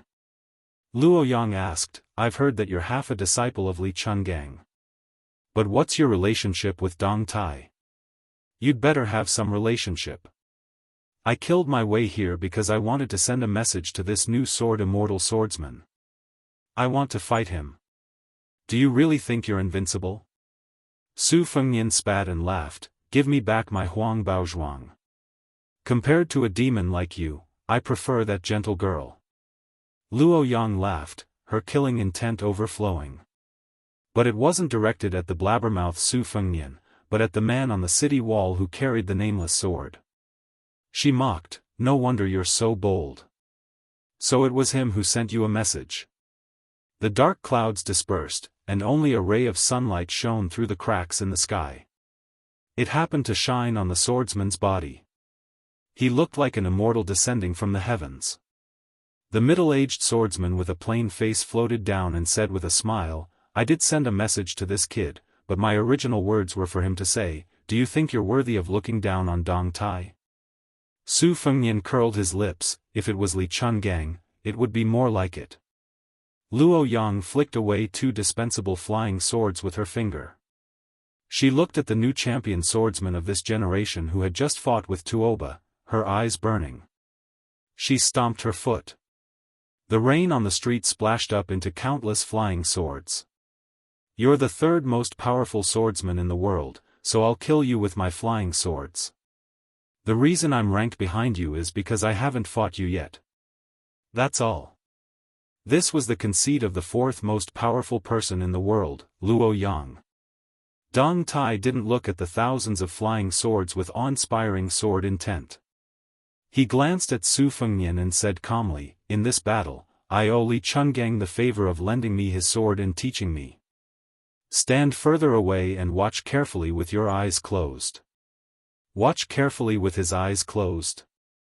Outsiders might not understand, but Su Fengnian, who had just entered the Vajra realm, knew the meaning of this. Just like after the sword embryo was completed, controlling the sword with chi became useless. It was far inferior to controlling the sword with the will of the heart, which was why she couldn't kill him in one strike. It wasn't that the flying swords weren't sharp enough, but that Su Fengnian's mental state was still insufficient. If it were Dong Tai, who was truly unparalleled in the art of killing, Luo Yang wouldn't have been able to do it so easily. If Dong Tai claimed to be the 2nd most powerful swordsman, no one would dare to claim to be the 1st. Even Li Chungang didn't deny this point. If Su Fengnian watched the battle with his eyes open, he would have to pick up sesame seeds and throw away watermelons. The gains wouldn't make up for the losses. After he closed his eyes, one of his 5 senses would disappear, but the other 4 senses would be imperceptibly strengthened. This was the same principle as how blind people tended to have better hearing and deaf people tended to have better eyesight. After letting Sweet Potato and Su Pu leave at ease, he skimmed along the street. After about half a mile, he sat cross-legged with his eyes closed. On this day, not only did the southern wall of Dunhuang City collapse, but the southern city where Su Fengnian sat was also destroyed. The final result of this battle was that the 3rd most powerful person was still the 3rd most powerful person, and the 4th most powerful person was still the 4th most powerful person. Chapter 555. When Su Fengnian opened his eyes, he only saw Dong Tai squatting by his side. There was no sign of the devil Luo Yang. Su Fengnian was shocked to see a pale face like a thin piece of golden paper. Dong Tai, carrying a nameless sword on his back, looked at the ravines and collapsed city walls. He said calmly, "After the battle with Tuoba, I didn't win or lose. I traveled east to the ruins of the 9 swords of the Wu family. Along the way, I saw the master of the Banbing Mountain, the bronze man from the chess and sword music school, and several devils. I fought each of them once. As for this Luo Yang, who just defeated Hong Jingyan, I found her in the air a long time ago. This tag team battle started with Tuoba and ended with Luo Yang. I didn't come here in vain. You're unlucky. After entering the city, she didn't have any killing intent. After sensing my sword aura, she wanted to use you as bait to force me to show myself. Su Fengnian said with a smile, Beimeng didn't do the right thing this time. The new sword deity without a donkey or a peach blossom branch stood in front of a ravine. I split the water when I see the water, I split the mountain when I see the mountain. This is the way of the sword Li Chungang lent me. Even if the 9 people on the martial arts ranking were waiting in front, I wouldn't be able to take a detour. It might be a bit of a disappointment if I told other people about this, but since you came to Beimeng alone, you should be able to understand a little. Dong Tai seemed to know what Su Fengnian wanted to ask. He smiled warmly and said slowly, Senior Li's sword split the mountain and the sky. I used my swordsmanship to seek the Tao and took a narrow path. Senior Li lent me his sword not because he wanted me to take his broad path, but because he showed me the scenery on that path. He didn't want me to change my path. This is the most valuable part. When I gave you the sword, I deliberately hid the secret of the 12 flying swords. Apart from wanting you to comprehend the Tao and cultivate on your own, it was also because I wasn't straightforward enough. If it were Senior Li, he wouldn't have been so shy. Su Fengnian nodded. Dong Tai turned his head and glanced at him with a smile in his eyes. You're straightforward and not pretentious. No wonder Li Chungang thought so highly of you. Su Fengnian smiled shyly. Su Fengnian was a junior interacting with his relatives and elders was of course because they were relatives. That was a senior. Dong Tai was not a man who stood out from the crowd. He was middle-aged and always had a smile on his face.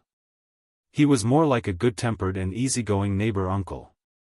He was even more elegant and dignified than Su Pu, who had been selling wine for many years. Especially when he didn't unsheath his sword and return to its original state, he was even more humble and amiable. Of course, Su Fengnian had also secretly imagined Dong Tai riding a donkey and shaking the peach blossoms. Amongst the green mountains and clear waters, or amidst the rain of arrows, he must have had the demeanor of an expert. Unfortunately, he didn't get to see it. Dong Tai looked at his chi and asked, How did you get injured? Su Fengnian said softly, I fought with a few hundred cavalry. I was a little weak. Dong Tai teased, You're the same as your father. You didn't know your place when you were young. To be honest, a few years ago, I had always felt that Su Xiao was not worthy of my sister and felt that it was not worth it for her. This time, when I went to northern Mang, I was stopped at the border. Su Xiao shamelessly caught me and forced me to drink. My impression of him changed a lot. Although I still don't understand why my sister eloped with him, I feel that at least she was happy and comfortable with a bumpkin like Su Xiao.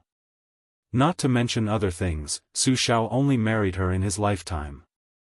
It was already very rare, so there was nothing to feel sorry for.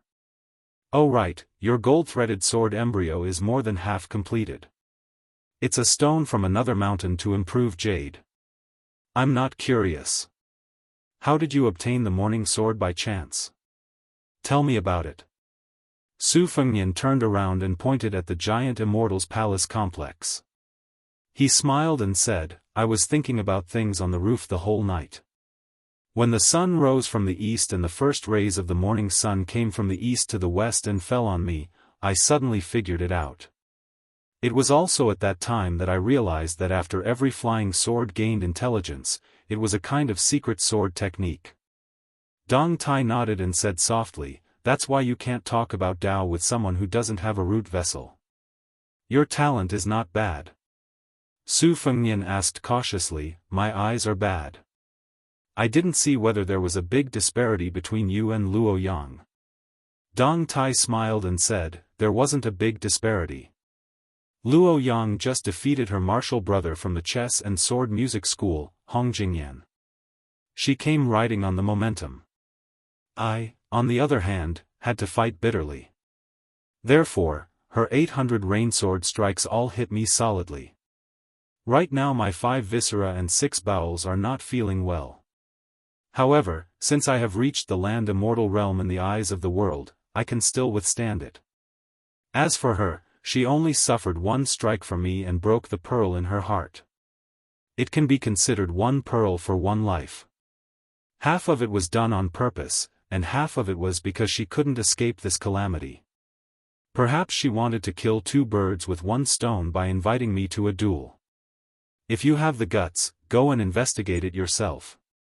Su Fengnian shook his head straightforwardly and said, I'm lucky that she didn't come looking for me. I won't dare to seek trouble for myself. Dong Tai looked at the sky and sighed softly, that old man Wang Xianji has been waiting for 60 years. We haven't been able to pull him down. Tuoba and Chao Chongqing can't do it either. In the future, it's up to you, Luo Yang, Nangong Puji, and the other youngsters. Su Fengnian was surprised. Dong Tai didn't keep him in suspense and answered, I want to look for people with special abilities in the immortal mountains overseas to sharpen my swordsmanship. Dong Tai smiled open-mindedly and said, there are millions of swordsmen in the world. There should be a few who truly live for the sword and die for the sword. Maybe in the future, if I can't return to the Central Plains, I'll borrow a sword before I die. Otherwise, the Jianghu will forget Dong Tai. Chapter 556. He then corrected himself, it's okay to forget Dong Tai, but you can't forget Dong Tai's sword. Before Dong Tai left, he pointed at the ruins in front of him. Seeing Su Fengnian nod, he said, Beimang's peaceful and blessed land has a foggy heavenly gate in the Tao Te sect. If you have the chance, you must go and take a look. Dong Tai carried his sword and chanted softly, drifting into the distance. A dream like a banana, a deer like a mayfly, with a sword on its back, climbing up the cliff. For the next 3 days, a young scholar could be seen at the southern gate, carefully examining every sword mark and every ravine. The whole of Dunhuang City did not have the heart to care about such trivial matters. After knowing that the devil Luo Yang entered the city and entered the Yeding Palace, almost 10,000 people fled in one night. Later, when they saw that Luo Yang did not indiscriminately kill the innocent and that the palace master of the Purple Gold Palace, Yan Ji, put out a notice to appease them, only then did 3,000 to 4,000 people return to the city. Other than the white-clothed Luo Yang, who had recently become the 4th person on the martial arts roll, the most talked about was the wine seller Su Pu, who had become the deputy governor of Dunhuang City and climbed to a high position that was second only to the 2 of them. Some said that this person was the former governor's male companion, while others said that he was a devil who had hidden very deeply. Some of the customers who had visited the shop were complacent and said that they had long seen through Su Pu's ability. As for Boss Chiao, who had received a dozen sets of porcelain bowls and 5 or 6 spring festival couplets from the old eunuch, after a short period of trembling, he felt even more honored and his status skyrocketed. He had become the most popular merchant in the city. Su Fengnian was originally an outsider, so he did not care about worldly affairs. He only cared about the spearhead, looking for the swordsmanship formula from the thousands of scars and comparing it with the bladesmanship manual. He benefited a lot. When they left Dunhuang at noon, the southern part of the city was deserted, so he and Sweet Potato and Su Pu went to a wine stall on the eastern side of the city to drink before leaving. The stall owner was shallow, but shrewd. He did not recognize the 3 of them and only thought that they were high-ranking officials and dignitaries in the city that he could not afford to offend. He did not dare to carelessly quote a high price for their drinks. The 3 of them sat at a table in the corner. The reason why Su Fengnian chose to leave the city at this time was because Sweet Potato's affairs were orderly. He had nothing to do if he stayed there. Furthermore, Luo Yang had only stayed in the Yeding Palace for 2 days before quietly leaving. Without this mortal enemy in the palace, Su Fengnian did not dare to lower his guard. Su Pu was in high spirits. He used his chopsticks to hit the porcelain bowl like a stone hammer and softly hummed a Bailiang quarry song. It was a minor tune that was suspected of being out of tune, but it was particularly warm to the ears. It was a farewell to Su Fengnian. Su Pu was not a blockhead who did not understand the ways of the world. He was the first to get up and bid farewell. Not long after, on the way back to the city, he saw a carriage pass by. The curtain lifted a corner, and outside the carriage, a man and a woman looked at each other. Their footsteps did not stop, and the carriage did not stop. The sweet-tempered woman in the carriage was biting her lips, her cheeks filled with tears. Su Fengnian asked in a low voice, "It's her?" Sweet Potato laughed, "Isn't it? What a coincidence." Su Fengnian shook his head and said, "What coincidence? Someone arranged it. Of course, it's not her intention." Sweet Potato laughed it off. She was not unfamiliar with the knack of it. It was just that once she said it out loud, even the slightest aftertaste would be gone. You see how charming Qingshan is, you expect Qingshan to be like this. This is called mutual affection. You see how charming Qingshan is, but Qingshan sees you as a pile of shit. This is called wishful thinking. Qingshan sees how charming you are, but you take a pile of shit on the mountain. You want Qingshan to treat you like the first time you met her. This is a person's heart is not enough. Sweet Potato took the initiative to change the topic. Why don't young master stay for a few more days? You can try to subdue Su Pu. Su Fengnian shook his head and said, "The thing I'm not good at in this life is buying people's hearts. This is the second time I'm traveling, and I didn't think about how to exchange pleasantries with the 100 light cavalry of the Phoenix Battalion. Besides, I can't stand those old tricks of kowtowing. Those who come out to mingle with officials and traverse the Jianghu are not fools. If they're lucky, they'll be able to hit it off, and they'll be suitable to be friends. You see, when I was His Royal Highness, other than a few bad friends who grew up with me, have I ever taken in any underlings? It's fun to be stabbed in the back." Sweet Potato rubbed Su Fengnian's forehead and said softly, "This has to be changed." Su Fengnian nodded and said, "I'm changing it diligently. Su Pu said just now that Su Xiao is gathering momentum, and I have to take advantage of it. It's very reasonable." After drinking a few bowls of wine, Su Fengnian got up and carried a new purple bamboo box. He said, "You don't have to send me off." Sweet Potato stood obediently in the same place and just stared blankly into the distance to send him off. Su Fengnian headed north toward Jinxi province. Before he reached the site of the Wu family's 9 swords defeating 10,000 cavalry, he encountered a huge land-based tornado that appeared out of nowhere. It was a magnificent sight. Su Fengnian fastened the string of the box and rushed over with a big laugh.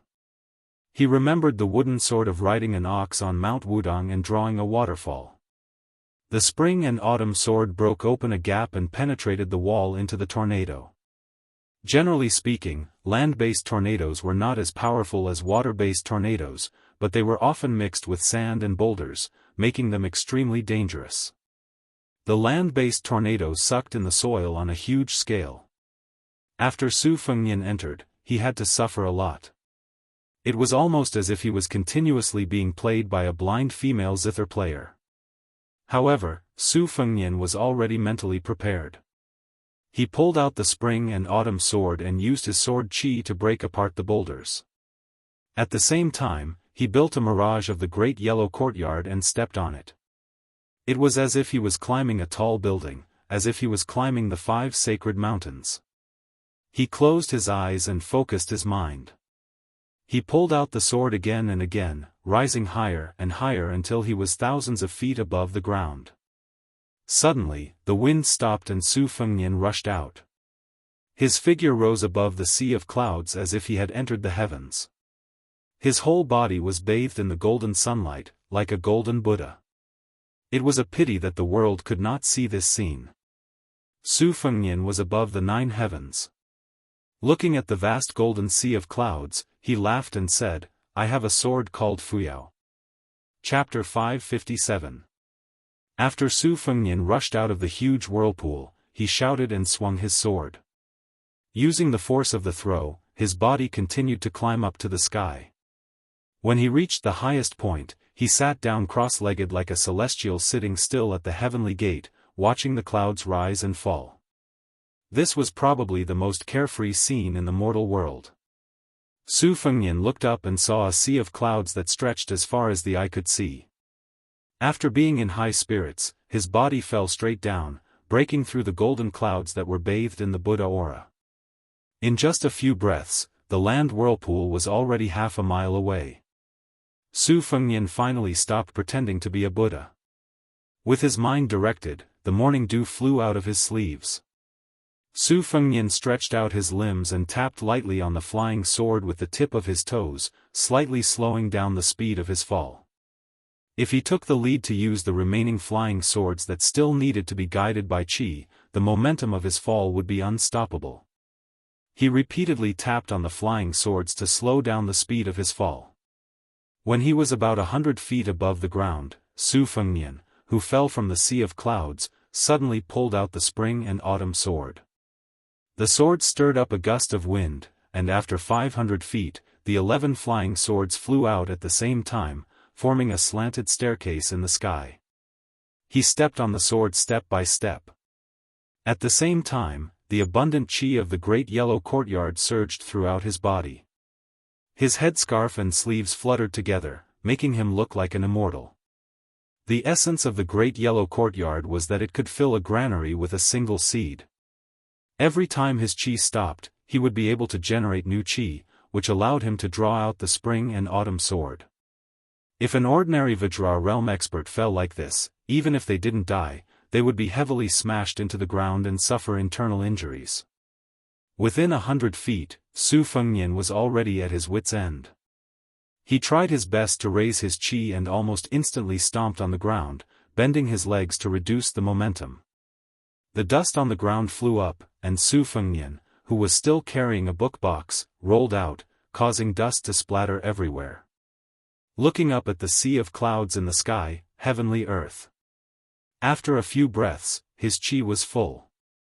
Su Fengnian took to his heels and rushed toward the land dragon that connected heaven and earth. Like before, he used the spring and autumn sword to split open a crack in the wall. After entering, he still chopped countless boulders with his sword, stepped on the rocks, and floated up. Once again, he rushed out of the dark and dim land dragon's mouth. This time, Su Fengnian did not hover above the sea of clouds like an immortal looking into the distance. He purposely inhaled and exhaled, and his body was sucked into the whirlpool. The spring and autumn sword continuously chopped. This time, he was going against the flow downwards. The devil Luo Yang killed every immortal and Buddha she met. Dong Tai also said that Li Chuangong's way of swordsmanship was like meeting mountains and rivers. Su Fengnian did not believe that he could not chop a rootless land dragon. Although there were flying boulders like flying locusts and arrows, most of them were traceable. As he walked downwards, the boulders rolling on the jade plate became countless swift and fierce hidden weapons. Fortunately, Su Fengnian had personally experienced the dense killing caused by the blind Lady Xue Songguan's zither controlling the raindrops. He walked to the middle of the land dragon with great difficulty. After taking a few breaths, he still felt that he could not withstand it. He gritted his teeth and held on for a while. Finally, he stopped joking around with his life. He turned around and flew out of the mouth of the pot before falling back down. It was as if he was once again in the situation outside the gate of Dunhuang where the 500 cavalry took turns to attack. During this time, he was scraped by the debris until he was covered in blood. Fortunately, he was still able to raise his sword when he was thrown out of the pot for the third time. Since he had lost a lot of blood, he did not want to waste it. In this way, Su Fengnian followed the land tornado to the north. In the world, there were people who rode on horses or boats and drifted along with a tornado. It was not known if this was unprecedented. However, after entering Beimang, in Flying Fox City, he heard that the Qilin Immortal of the Daoist sect had once crossed a reed to reach the 13th peak, and Tuoba, who used the Arctic ice field as a place to temper his body and soul, had once stood on the whale-floating sea. Compared to these two, Su Fengnian was not too far behind. Everything has life and death. After the shabbily dressed Su Fengnian had cultivated 6 swords, he noticed that the tornado had begun to weaken. It was not as powerful as before, so he began to continuously slash at the air wall with his sword to accelerate the dissipation of the land tornado. After throwing out the tornado for the last time, Su Fengnian suddenly raised his qi and stood above the sea of clouds. He glanced at the setting sun in the west. The clouds and mist were purple, presenting a beautiful scene of purple smoke curling up in spirals. Su Fengnian was intoxicated. At that moment, a thought flashed across his mind. Had she, who was riding on a sword, seen such a scene before?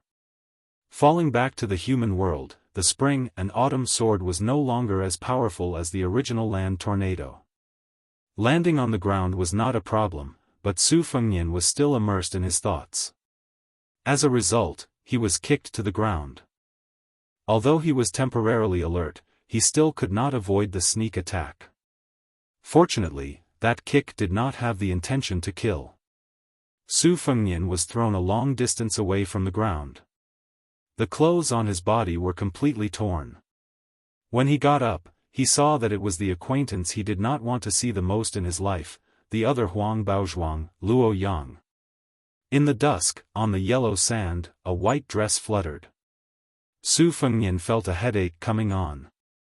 Even when he encountered Tuoba Chunsun and the blind female zither player, these two formidable opponents, he was not this thorny. He forced himself to suppress the chill in his heart and did not retreat or run. It was not that Su Fengnian had the courage to face death unflinchingly after comprehending the rising tide form, but because of the information revealed by that kick, he did not turn around and flee. Sure enough, the demoness Luo Yang went straight to the point and said, "Come with me to the ice fields. I will kill Tuoba and the treasure will be yours." Su Fengnian nodded without hesitation and said, "Okay." If he did not agree, he would definitely die. The situation was stronger than him, so Su Fengnian could not swallow his pride and pretend to be a hero. As long as this revered Yama did not ask him to slit his throat with the spring and autumn annals, he would obediently agree. Luo Yang was clearly somewhat satisfied with Su Fengnian's straightforward attitude. She turned around and went ahead. Su Fengnian followed behind her, always maintaining a distance of 10 feet. This would ensure that if she wanted to kill someone for no reason, she would not be killed in one blow. In any case, she would risk her life to give him a few moves. Su Fengnian stared at the slender back. She was wearing a white robe that largely concealed her gender, and her hair was tied up with a wooden hairpin. When he first met her in Dunhuang City, if he had not seen the face of the chess and sword music schoolgirl, Huang Baozhuang, up close, Su Fengnian would not have thought of her as a girl. Her murderous aura was too strong, and she was extraordinarily valiant. At most, she would be taken as a man who was born rich and beautiful. When Su Fengnian was traveling and pretending to be a fortune-teller to cheat money, he would often smile at the ugly-looking men and say, "Young master, your appearance is not bad.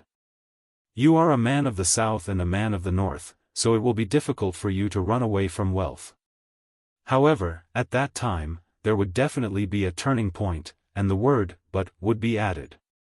If not, it would be difficult to cheat the copper coins out of their pockets. During those 3 years of suffering, Su Fengnian concluded that there were 2 major difficulties. The first was to let the daughter-in-law of another family climb into his bed, and the second was to let the copper coins in other people's pockets fall into his own pocket. Unfortunately, he encountered Luo Yang after Li Zhu was shattered by Dong Tai. Su Fengnian did not even have the slightest thought of taking advantage of her. Luo Yang slowed down her pace, and the distance of 10 zhang became 9 zhang.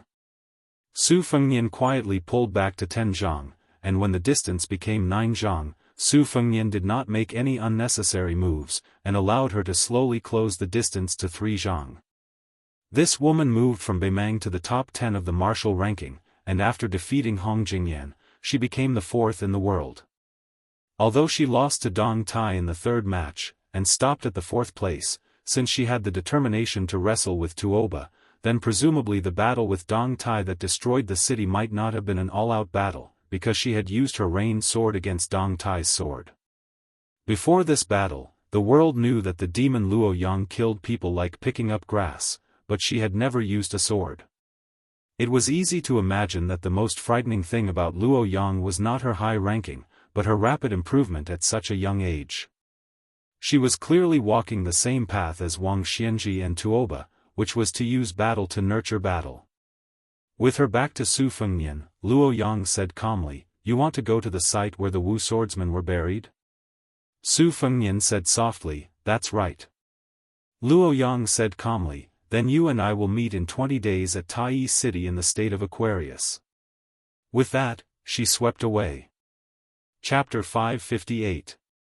Su Fengnian, who had met Luo Yang and had made an agreement with her, felt a heavy weight weighing down on his heart. He stood where he was and looked at the graceful figure disappearing into the distance. With a gloomy expression, he sighed. On the way to the Wu family's 9 swords break 10,000 cavalry, he had already encountered a devil. He was extremely unlucky. As soon as this thought came to his mind, Su Fengnian, who had jinxed himself once in Dunhuang, slapped himself hard on the face. He took off his bookcase, changed into a new set of clothes, and continued on his way to Shihe province. In Dunhuang, Sweet Potato had told him about the situation of the ruins. 200 years ago, after the Wu family's sword tomb's elites had all come out and completed the magnificent feat of destroying everything, Beimang did not fly into a rage out of humiliation and vent his anger on the bodies of the Wu family swordsmen. On the contrary, he gave them a grand burial. The swordsmen who died in battle were given a grave, a tablet, and a sword. A few swordsmen who did not accompany him at that time entered Beimang one after another and built a hut to guard the tomb until they died of old age. Beimang, who specially stationed a team of armored cavalry at the battlefield, did not harm the swordsmen. After the swordsmen died, the descendants of the Wu family who guarded the tomb from generation to generation continued to take care of the tomb. This was a stark contrast to the Central Plains' practice of digging up the coffins of their enemies and whipping their corpses. When the scholars and celebrities of the Central Plains talked about the customs of the two dynasties, they only said that the northern barbarians drank raw meat and blood and were despicable. Su Fengnian calculated the distance with his fingers. When he arrived at his destination in Shihe State, he found out that the ruins were located in a small basin with a radius of 3 to 4 miles. What made him not know whether to laugh or cry was that perhaps there were too many sword practitioners who came here because of its reputation. Around this sunken basin, there were stacks of stalls selling wine, tea, and fruits. Without exception, no matter what the main business was, there were stacks of martial arts manuals stacked on top of the stalls. Among them, the Wu family's swordsmanship manuals were the most numerous. Their names were very scary, such as 9 Swords of the Wu family's Immortals, 10 Sword Techniques of the Sword Tomb, and so on. There were also other secret manuals, most of which had the subtitle 18 Styles of Wang Xianji's Lifelong Secret Art. In any case, they were just scaring people. Su Fengnian spent some money to buy a bag of Shihe's specialty dried green fruits and dates. He picked up one of the manuals in front of him, which had the words, "If you miss this book, you will regret it for the rest of your life," written on the cover of the book. The vendor was a short middle-aged man with shifty eyes. When he saw business, he immediately spat, "Young hero, this secret manual is extraordinary. After reading this book, as long as you practice diligently for a few years, I can guarantee that you will become a level 3 expert. Don't look at the tattered books of the Wu family swordsmanship that are sold at the next stall, which are full of extravagant praises. In this world, there is no such thing as becoming a sword immortal after just a few glances. Here, you get what you pay for. This mighty bull's divine art is the secret manual of the Xianyuan family in the Liang dynasty. Don't judge it by its reputation, but it is real. I can see that young hero's physique is very good, and with one look, I can tell that you are a talented martial arts prodigy. The original price of this manual is 6 taels of silver. Only 3 taels. Su Fengnian was eating green fruits and jujubes. He looked at the stall owner who stretched out 3 fingers and just smiled. Soon, the strong man from the stall next to him pulled the rug out from under him. He sat on the bench with his legs crossed, and while eating sunflower seeds, he sneered and said, "Bull power, right? I have a bunch of them here, but they haven't been sold yet. Not to mention 3 taels of silver, one book is only 30 coins, and it's a buy one get one free. Do you want it, young master? With this price, it's not expensive to wipe your ass." The short man who was selling both dates and secret manuals turned around and scolded, "Zhang Dupeng, do you need to be taught a lesson?" The strong man threw the sunflower seeds in his face, stood up, bent his arms, and exposed his firm muscles. He roared, "Third Mouse, who's teaching who?" The stall owner who was called Third Mouse shrank back, curling his lips. Seeing Su Fengnian put down the shitty book that couldn't be sold, the strong man immediately put on a bright smile and tried to attract business. "Young master, this way please. I, Zhang Dupeng, am famous around here for being honest and kind. When doing business, the most important thing is that if you don't like it, I'll sell it to you at a discount. After 3 years, if you haven't mastered the divine art, I'll compensate you with double the price. Come, take a look at this book. Sword opens the gate of heaven. It records the old god of swords, Li Chuangong's famous secret art. Look at the exquisite binding, the quality of the pages, and the handwriting. It's obviously the real thing. If young master finds a similar book around here, I'll twist my head off and use it as a urinal for you." Su Fengnian walked over and took the secret book. It was obvious that compared to the dense books sold by ordinary stalls, he put more thought into it and asked the price. "How much is it?" The strong man who was about to say 1 tael of silver forcefully swallowed it back. Out of the corner of his eye, he saw that Third Mouse next door wanted to take revenge. He stared at the bastard and scared him into silence. He hesitated for a moment, squeezed out a sincere smile, and said firmly, 90 taels, I don't bargain here. Su Fengnian reached for the dry purse at his waist and fished out about 30 copper coins. He said expressionlessly, "That's all." The strong man hurriedly grabbed the copper coins. "Friendship is important, friendship is important. It's good that young master has the heart. 30 taels it is." Zhang Dupeng is not the kind of person who would be moved by money. Su Fengnian put the secret book into the box on his back. The stall owner, Zhang Dupeng, did not forget to flatter the young customer with a long sword on his back. "One look and I can tell that young master is a master of swordsmanship. Your future is immeasurable. If you amaze the world with a single brilliant feat in the future, don't forget to tell others about Zhang Dupeng's sword opens the sky gate." Su Fengnian nodded and smiled, Of course, of course." Zhang Dupeng saw that he was about to turn and leave, so he quickly dug out a handful of melon seeds from the bowl and said with a smile, "Young master, don't mind. These things can pass the time. Take your time and walk slowly. Maybe you can even pick up a few peerless secret books." The ruins were separated by a fence, and the stalls were built along the edge of the fence. Su Fengnian slowly walked half a circle, but he did not meet any strange people. He saw a sloppy old man sandwiched between 2 stalls. There was only a piece of cotton cloth in front of him, and a few secret manuals were placed on top of it. It seemed that his business had been poor for many years, and the shabby old man was squatting and taking a nap. The 2 neighbors, one was selling wine and the other was selling tea. Their business was not bad, and there were 3 or 4 tables for customers. Su Fengnian saw only a young man and a young woman sitting at a wine table.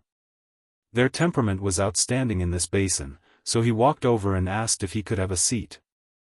The man in satin clothes frowned and was about to refuse, but the woman with a golden hairpin pressed on the back of his hand and said softly, "Young master, please help yourself.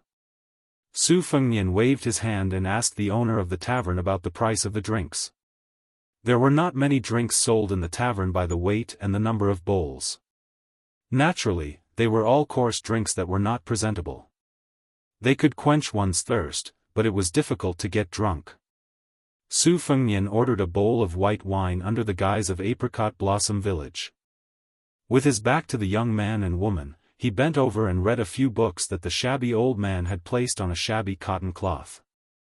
There was nothing special about them. The martial arts manuals that followed the trend were not novel at all. When the arrogant man at the opposite table saw this scene, his eyes became even more disdainful and the corners of his mouth curled up into a mocking smile. The tavern owner brought a bowl of cheap distiller's grains. He kindly kicked the old neighbor and reminded him in a bad mood, "Watch the business." The squatting old man was awakened by the kick. His eyes were cloudy. When he saw a drinker bending over to read the secret manuals, he smiled in a hurry. However, his smile showed that he had no front teeth. The drinking man sneered, and the delicate woman chuckled. Su Fengnian took a bowl of wine and left the bench. He squatted in front of the cotton cloth that could not even be called a stall, and asked with a smile, "How much are these books?" The old man scratched his gray hair and said with a silly smile, "Young master, just do as you see fit. Just a few coins will do. They are all fake anyway." Su Fengnian took out the last 6 or 7 copper coins from his money bag and handed them to the old man with no front teeth. The old man did not think it was cheap. He took it with a smile, folded 4 or 5 secret books, and handed them to the young master in front of him with both hands. Seeing that he was so stingy, the man at the same table looked at him with disdain. The woman also seemed to think that the young scholar's face was a bit tacky, and it was a waste of his elegant appearance. She drank half of the wine and left the tavern with the man who accompanied her. Su Fengnian, who was indifferent to this, sat back at the table. He opened the book box and put the secret books inside. After fiddling with it for a while, he seemed to be happy that he had found treasures. He waved at the tavern owner and said with a smile, "Boss, do you have any good yellow wine? It doesn't matter if it is expensive. Give me 2 bowls." The tavern owner smiled brightly and became more attentive. "Yes, yes. I will give you 2 bowls." Su Fengnian waited for a moment and took 2 bowls of yellow wine from the tavern owner. He squatted in front of the old man with no front teeth again and handed him a bowl. He asked with an authentic Dongyue accent, "Judging from your accent, you used to be from Dongyue, right?" The old man didn't dare to take the bowl at first, but when he heard the familiar accent, he took it and said with surprise, "Yes." Su Fengnian put down the bowl and went to the book box to take a secret book with a 50-tael banknote inside. He sat cross-legged facing the old man and said with a smile, "You can keep one for yourself." The old man didn't stand on ceremony and accepted it with a smile. He thought that this handsome young man was really a good person. People came and went, and it was bustling. An old man and a young man sat facing each other. They didn't talk much and just drank slowly. After finishing the wine, Su Fengnian paid the tavern owner and left with the book box. The old man was in a good mood and had nothing to do. He wiped his saliva and hummed a tune as he flipped through the book. Suddenly, his eyes widened. The old man with no front teeth opened his mouth and stared at the back of the young man with a sword and a book on his back. He quickly closed the secret book that wasn't hidden at all. He was shocked and confused. One day, Su Fengnian approached the Wu family's swordsman graveyard. He was so close, but he didn't enter. Chapter 559. With old Huang and the old man wearing the sheepskin fur coat, these 2 swordsmen in front of him, it did not matter whether he saw the Wu family ruins or not. Su Fengnian passed by the Wu family ruins but did not enter it. Walking up the northern hillside, he found a group of buildings that were neither donkey nor horse, half temple, half Taoist temple, green and white-robed Taoist priests and red-robed lamas mingled together, each of them soliciting pilgrims. Su Fengnian gnawed on dried green fruit and dates, bypassing the red-mottled outer wall, and stopped at the door to the rear courtyard. There was a bright red Daoist peach talisman hanging above the door. The couplet was written in the characters of the Central Plains. It was rare to see the strong strokes and silver hooks. It was quite a Buddhist style. No matter how lawless you are, seeing this bright mirror hanging high above, ask yourself if you still have the guts. You must know that I can be lenient and forgiving. Put down the butcher's knife and quickly turn around. Su Fengnian crossed the threshold. It was dusk. A group of lamas wearing red robes had finished their evening classes and were sitting on the floor of the corridor outside the main hall, discussing sutras. The older lamas were already 70 or 60 years old, the younger ones were only 7 or 8 years old. They were all wearing red velvet robes. Some of the more lively young lamas simply sat on the railing. They had not been cultivating for a long time, making a string of squeaking noise. The older lamas held the Buddhist prayer beads in front of their chests. Their expressions varied. Some of the debaters were in high spirits, some had knitted brows, while the spectators were either deep in thought or cheerful. Su Fengnian did not approach. He stood quietly in the distance, listening with some difficulty to those Bemang Gatha debating with each other. The last rays of twilight scattered. Several of the young lamas, who were absent-minded during the debate, saw the pilgrim Su Fengnian. They grinned and turned their heads to whisper to each other. It was not clear whether they were talking about the new sutras and Buddhist doctrine, or the appearance of a certain elder sister who burned incense the day before. The inside and outside of the courtyard were only a few feet high, a small threshold that could be crossed in one step. But to be out of the secular world was the big threshold. Su Fengnian walked along the wall. Along the way, a middle-aged monk came toward him with a wooden basin in his hand. His expression was calm. He gently saluted with one hand. Su Fengnian returned the salute and went to burn 3 incense sticks outside the main hall to worship the Buddha, the Dharma, and the monks. For some reason, he thought of the impending catastrophe of the 2 dynasties, as well as the dragon tree monks saying that one must have the Buddha's heart even without the Buddha's image and Buddhist scriptures. He sighed with emotion. Could an old monk of the 2 Zen temples withstand it? Su Fengnian shook his shoulders, tightened the belt, and slightly hung the bookcase.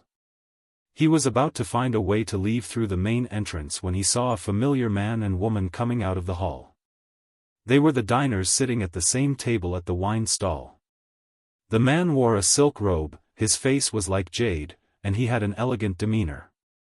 Around his waist hung a string of golden chains, which was very popular among the scholars of the southern dynasty. The woman was delicate and virtuous, wearing a golden hairpin, and her hair was swaying. She had the appearance of a pretty girl from a humble family, but she had the air of a lady from a noble family. The young, handsome man was talking to his companion about the 32 forms of Buddhism, and conveniently explained the difference between the golden body form of Buddhism and the Vajra realm of first-grade martial artists. His words were profound and simple, and it was obvious that he was familiar with the classical classics of Buddhism. The woman nodded her head gently. Su Fengnian did not want to speed up and overtake the 2. His original intention was not to disturb this outstanding man and woman who were only a little bit less than a couple. Unexpectedly, after a while, the man turned his head and glared fiercely at him, as if he felt that Su Fengnian was staring at the woman's graceful figure with ill intentions. However, because of the man's upbringing, he did not say any malicious words. Su Fengnian could only stop and wait until they were far away before he continued forward. With his hearing, he heard the man angrily say, "My dynasty's dharma is already at the end of the world, and it should have been completely cleansed. Take these temples for example. If someone obstructs a monk from becoming a monk, even if you are the abbot, you will be cursed to be blind for generations to come. As a result, most of the monks in these temples are heretical liars who rely on Buddhism. If they don't do shady business, they don't understand what dharma is. Buddhism is a pure land, so how can it be pure? They are a bunch of disgraceful things who deserve to be killed." The woman's temperament was gentle, her way of looking at human affairs seemed to be a lot gentler. She spoke softly, "Those lamas debating sutra are all very nice, they don't look like bad people. You deliberately offered them gold and silver, but they were unwilling to touch the money. Instead, they gave you a sutra book. The man's finger flicked the jade bracelet on his waist. Ding dong. Ding dong. He said with a scornful sneer, the general trend is irresistible, 1 or 2 good monks are not enough. The woman dismissed it with a laugh. Although she had her doubts, she did not argue with him. From a distance, Su Fengnian saw them burning incense and praying to heaven in front of a cauldron. In order not to annoy them, he simply sat down on the steps, took down the bookcase, and pretended to take a short break. Because the poor and pedantic old man selling secret manuals was missing his front teeth, Su Fengnian could not help but think of old Huang of Western Shu. It happened that it was this old swordsman, who was the most unreasonable swordsman, who taught Su Fengnian the most simple truth.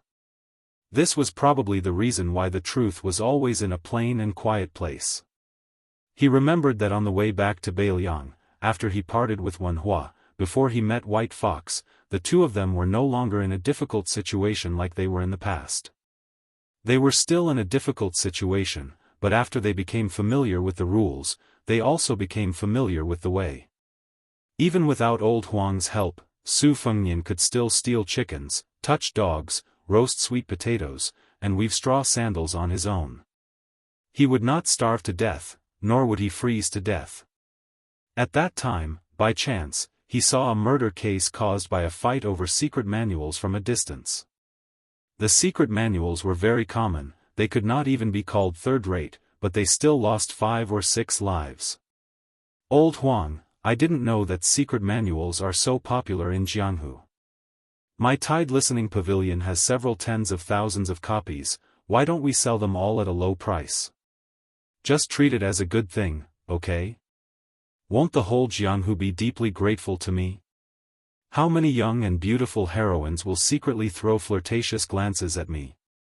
Just thinking about it makes me feel good. Chapter 560. Young master, you can't do that. Others don't know, but if I, old Huang, heard that there were secret manuals for free when I was young, I would also have to abandon my martial arts. In the end, not many people in Jianghu would be willing to practice martial arts. Old Huang, other than raising horses, what else can you do? Besides, you don't even know how to read. It doesn't matter how many secret manuals I give you. If you don't recognize words, words won't recognize you. Blacksmithing, young master, you don't say. When I was in my early 20s, my front teeth were still there. Old Huang, I, was also a famous handsome guy within 10 miles. At least, I was the most handsome blacksmith. There was also a young lady who secretly sent me rice wine. She didn't look good, but was very perky. When I left home, I couldn't bear to drink it and buried it in the backyard. I thought that when I returned home, I would dig it out. It would definitely be fragrant. Only 1 jar. She could only be considered a daughter of an ordinary family. Even if she yearned for my handsome appearance, she couldn't send much. With your appearance, you were also handsome when you were young? Then wouldn't I be handsome to the heavens? Of course, I can't compare to young master. If young master was here, that jar of wine would have nothing to do with me. Enough, don't mention wine. Our throats are burning from walking. I'm dying of thirst. I know. Oh right, old Huang, how many years have you left home? Is that jar of rice wine still there? I can't remember how many years I've left home, but it should still be there. It's rice wine that can endure. It's different from the wine that young master used to drink in a glass cup. If young master has a chance to come to my house, I guarantee that you'll have a good drink. AI, talking about wine again. I'm so worried. There's smoke in front. Let's go and ask for some water. As usual, the one who opens the door is a man. If it's a woman, I'll do it. Yes. Oh right, old Huang, you only have that jar of wine left. Are you really willing to share half of it with me? Why wouldn't I be willing? If young master thinks it's good, I'll give it all to him. If it were me, I definitely wouldn't be willing. At most, I'll share half with you. Young master is an honest person. I like it. Go go go, if you're a pretty girl, I'll like you. Sigh, it's a pity that I haven't married yet. If only I had a daughter. It's up to you. I don't like it either. Old Huang, don't even think about it. Don't look at me like that. That time, he had bumped into a woman who had gone out to work. It was Su Fengnian who had come to ask for 2 bowls of cold water. He still remembered it to this day. When he occasionally looked back, old Huang was squatting by the side with a bright smile. As always, he was missing his front teeth and looked very comical. While drinking water, old Huang did not forget to naively talk about how good it would be to have a daughter. Old Huang, if you have a daughter, I'll marry her. However, these words were like the yellow wine that didn't make it into their stomachs. They couldn't say it out loud. Su Fengnian sat on the steps in a daze. Somehow, the woman saw his figure and took the opportunity to go to the Daoist temple to talk about immortality with an old Jinren. She hesitated for a moment and came alone. She stood at the bottom of the steps and smiled warmly. Su Fengnian's detection of the qi of heaven and earth had almost reached the realm of Vajra warrior. He just turned a blind eye to her. The woman was not in a hurry to speak. She seemed to be thinking about how to phrase it. After all, it was somewhat unreasonable for a woman to strike up a conversation with a man. Especially for the descendants of the Southern Dynasty, most of the Central Plains customs had been passed down. The woman stood under a dragon claw locust tree that was rarely seen in the northern Mang territory. The afterglow was faint, and even though the locust tree was old and clumsy, it could still be considered luxuriant, setting off the woman's slender and elegant figure that was not tainted with vulgarity. Unfortunately, Su Fengnian was no longer that young prince who flirted with women. Regarding this, he only felt that it was a pity that such a good flower had been taken by a pig. He did not have a good impression of that young master who spoke without thinking, but this did not mean that he would step forward bravely and save her from the abyss of suffering. There were too many women in the world who were willing to be deceived by the flowery words and flowery speech of a man who was superior in appearance or outstanding in talent. Seeing that she did not speak, Su Fengnian took the initiative to speak to save her from embarrassment. He smiled and said, "May I know your name, miss?" This was something he had learned from Wen Hua. The fellow with the wooden sword had no ink in his stomach, and it was unknown where he had learned this trick from. Every time he met a girl he liked, he would have to thicken his skin and ask, "Miss, what is your name and where do you live?" When they were traveling together, Wen Hua had said this sentence dozens of times. The last time they met, Wen Hua said that he really liked a woman. Su Fengnian did not know whether it was true or not. The woman was slightly embarrassed but still said softly, "Lu Chen." Su Fengnian understood in his heart that she was undoubtedly a remnant of the spring and autumn period. When the Liang dynasty ruled the world, she was bitterly called Lu Chen of the Divine Land by the scholars of the Central Plains. As long as one had the surname Lu, in the southern dynasty of Beimang, one could probably find 2 or 3 people named Lu Chen out of 10 after they went north. However, a woman named Lu Chen was still relatively rare. Su Fengnian saw the man accompanying her walk out of the main hall with an old Taoist priest with the demeanor of an immortal. He stood up, carried his bookcase, and walked towards the main door. Taoism and Buddhism shared incense in the same courtyard. In the Liang dynasty, it would definitely be regarded as an evil practice.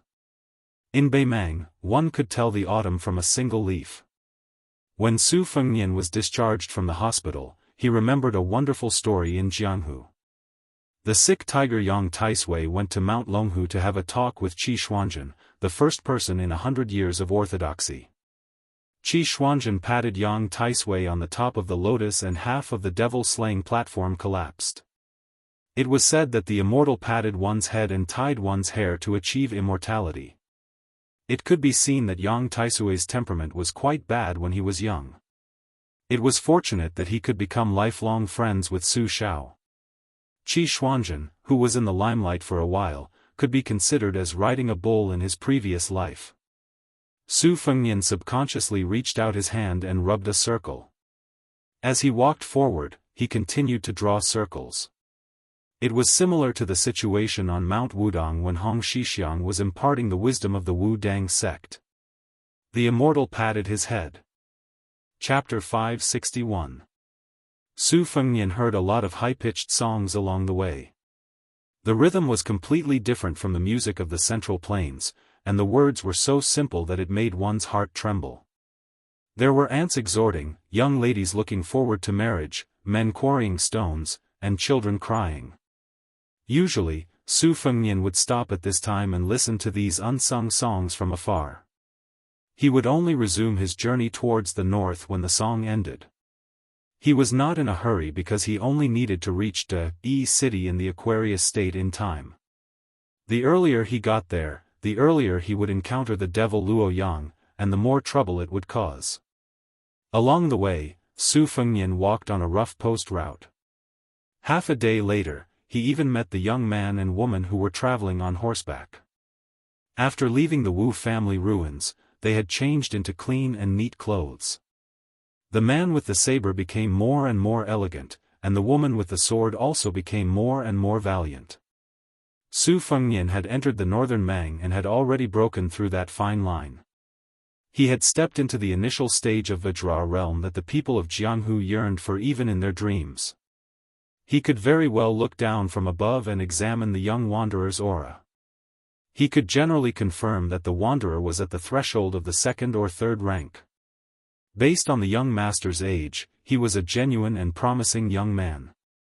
Even if he encountered a group of 50 elite horse bandits, he would still be able to protect himself. Presumably, this was also the reason why he dared to leisurely travel the Lus Plateau with a woman. Although the northern Mang was chaotic, it wasn't to the point where anyone would leave a trail of corpses. From Su Fengnian's point of view, Beimang was becoming more and more like the spring and autumn period. Scholars gradually rose to power, and after there were more rules, not everyone had the right to run wild. When traveling north, if he did not draw the spring and autumn sword Qi and roll the dragon wall, then he would use his bare hands to caress the roof. He was not that lonely. According to the Daoist scriptures, humans have three treasures: essence, Qi, and spirit. Essence and spirit are physical objects, and spirit travel is a form of change. Therefore, it is possible to know about the state of ghosts and gods. Putting aside these seemingly mysterious things, spirit, Qi, and spirit are the most precious of the three. That is why there is a saying that a demigod's spirit travels outside his body. The way of the sword was complicated and could be roughly divided into the way of the sword and the way of the sword. The way of the sword focused on the way of the sword, and the way of the sword was the best example. The way of the sword focused on the way of the sword, and there was no shortage of people who focused on the way of the sword. The way of the sword focused on the way of the sword, and the way of the sword was similar to the way of the sword. The way of the sword was similar to the way of the sword, and the way of the sword was similar to the way of the sword. The way of the sword was similar to the way of the sword. He was fascinated. These four simple words were extremely difficult for a martial artist. Talent, luck, hard work, none of these could be missing. On a scorching afternoon, Su Fengnian didn't know whether to laugh or cry. He saw two familiar people who had fallen from the sky. He didn't know if the man and woman were extremely unlucky as they bumped into a huge force that he couldn't tell if they were horse bandits or elite troops. Hundreds of people and horses were wearing leather armor, and each of them carried a standard weapon. It was also the fault of the pampered young master who didn't know how to appreciate human relationships. After being provoked by an elite armored leader, he pulled out his blade and completely destroyed the armored soldier's face. After charging and striking him down from the horse, he even added another blade. If it wasn't for the fact that the fish scale armor was better than normal leather armor, he would have been chopped to death. This angered the crowd. The grassland roaming hunting had always been utilitarian. They all swarmed up, arrows raining down, spears stabbing out, and started a dozen rounds of battle against the arrogant young master. If he had reached the second-level master realm, he would have been able to escape. Unfortunately, he had to protect himself and kill the enemy, and also had to worry about the safety of the girl. He couldn't handle the tide of attacks, and his blood was stirred up. After he killed a dozen of cavalries, an arrow finally pierced through his shoulder. Before he could pull out the arrow, a dozen horses were skillfully thrown over, and he was dragged to the ground together with his horse. The girl who was watching had tears in her eyes. Unfortunately, she couldn't help in time. After she was distracted, she was also knocked off the horse by a strong leader with a long spear. This half-soldier half-bandit guy still had some strength left in his hands, otherwise, he might have been stabbed in the heart. Of course, after that, the girl's fate was destined to be worse than being killed in one shot. She was also hit off the horse by a strong leader with a long spear. She was a half-soldier and half-bandit guy who still had some strength left. Otherwise, she might have been stabbed in the heart. Of course, after that, the girl's fate was destined to be better than being killed in one shot. The successful leader laughed wildly and showed off his exquisite equestrian skills. He bent his horse and reached out his arm to hug the weak woman who had no strength to struggle. He held a spear in one hand and choked her neck with the other. He pulled the reins and deliberately stopped the horse to turn around, showing off his power to the red-faced young master on the ground. Su Fengnian squatted on a slope and chewed on a dried green fruit. He watched the battle from the beginning to the end with a great disparity in numbers. He felt sorry for the handsome young master of the Southern dynasty. It was obvious that he was a fledgling who had not experienced much killing. Originally, with his fighting skills and strong combat power, he could have protected her and escaped far away. Even if they could not escape the pursuit, as long as they were not completely surrounded, there would be much room for maneuver. When the Jianghu warriors fought against the enemy's armored soldiers, many of the so-called hundreds or even thousands of people could fight against them. It was rare to see someone like Li Chungang, who did not retreat at all. Most of them fought as they retreated. Under the premise that there were only a few mortal enemies, they would wear each other out. Such a battle would still be recognized by the Jianghu. Su Fengnian speculated that this Gongsun of a noble family had probably heard too many heart-wrenching legends of the seniors and had become a one-track mind. That was why he was exhausted by the not-so-brilliant method of the 100-man cavalry. Su Fengnian's eyesight was not bad now, and he could tell that the man's moves and routines were all brilliant and ingenious. On the chessboard, he had many new routines that had never been spread before. Even some of the widely spread old-fashioned moves could be changed in his hands. It was obvious that this man either had the guidance of a famous teacher, or he had an extraordinary foundation. He would have a great chance of winning if he were to fight against someone of the same level. However, in the real Jianghu, it was more common to beat an old master to death with random fists. Brutal ganging up was better than a hero. Jianghu was a bloody job where one's head was tied to one's belt.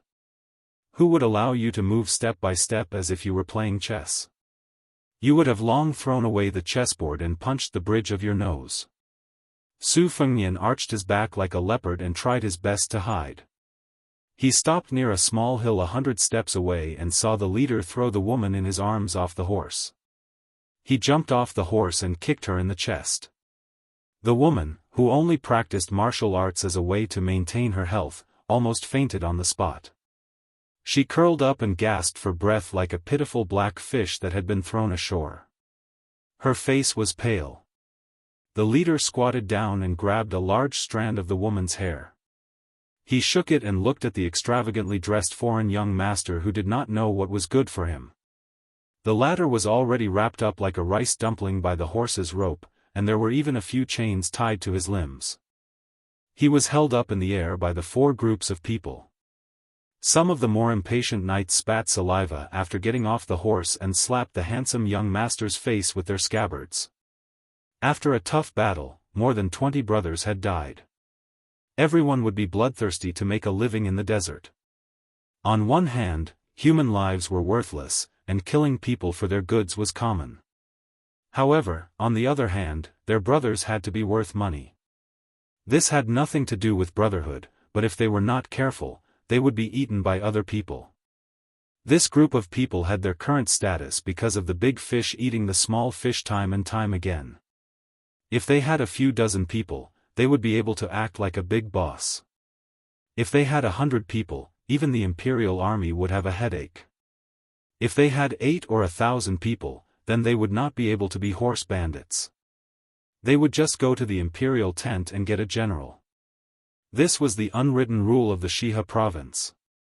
When they reached 300 people, they could openly go to the provincial capital where the festival edict was stationed. They could get whatever they wanted. In short, the number of brothers they brought was the same as the number of officials. These cavalrymen were typical Beimeng people. Their hair was shaved and braided at the back of their heads. The brawny man in fish-scale armor turned his head and did not say anything. The 4 groups of dismounted cavalrymen who were pulling the iron chains also understood tacitly and began to tug of war with hideous smiles. A few men in scaled armor who looked like leaders gathered together. Their eyes were not only filled with malevolence, but they were also clearly calculating and weighing the pros and cons. As they watched the show, they muttered. Perhaps they felt that since they had formed a deadly feud, there was no need to care about face and consequences. Anyway, human lives in the desert were like weeds, withered and flourishing with each passing year. There were not so many thin streams that flowed endlessly. Regardless of the identity and background of this young master, they really did not believe that the big families of the southern dynasty would bring people to the Xia province to seek revenge. There were 4 iron chains in 4 directions, and there were a total of more than 20 people. They stretched the chains with all their strength. Fortunately, the young man who was about to die had a high-tier martial art, but he suffered even more unknowingly. One of the horse bandit leaders felt that it was not enough, so he ordered his subordinates to get on their horses and put another iron chain around the young man's neck. He was determined to tear the young man's body apart with 5 horses. The 5 horses pulled with all their might. The young man's eyes were red, and his wrists and ankles were bleeding. Not to mention his weak neck, he let out a miserable roar like a dying beast. The only thing left in his body was his chi. The iron chains trembled like ripples in water, and it actually caused the 5 horses to take a few steps back. Suddenly, the iron chains became as straight as spears, and the horses holding the chains immediately died. No one had expected this person to be so brave and fierce. The leader in fish-scale armor vented his anger on the young woman. He threw her to the ground and handed her over to his subordinates to look after. He personally got on his horse and called for 4 of his strong subordinates to deal with this dying beast that could not be underestimated. The warhorse's hooves moved forward with great difficulty. Blood poured out from the young man's limbs and neck. If there were no accidents, the relatively weak neck would be torn apart first, followed by the arms and legs. However, these horse bandits were skilled at this. The cavalrymen in charge of pulling the 5 corpses were very particular about strength.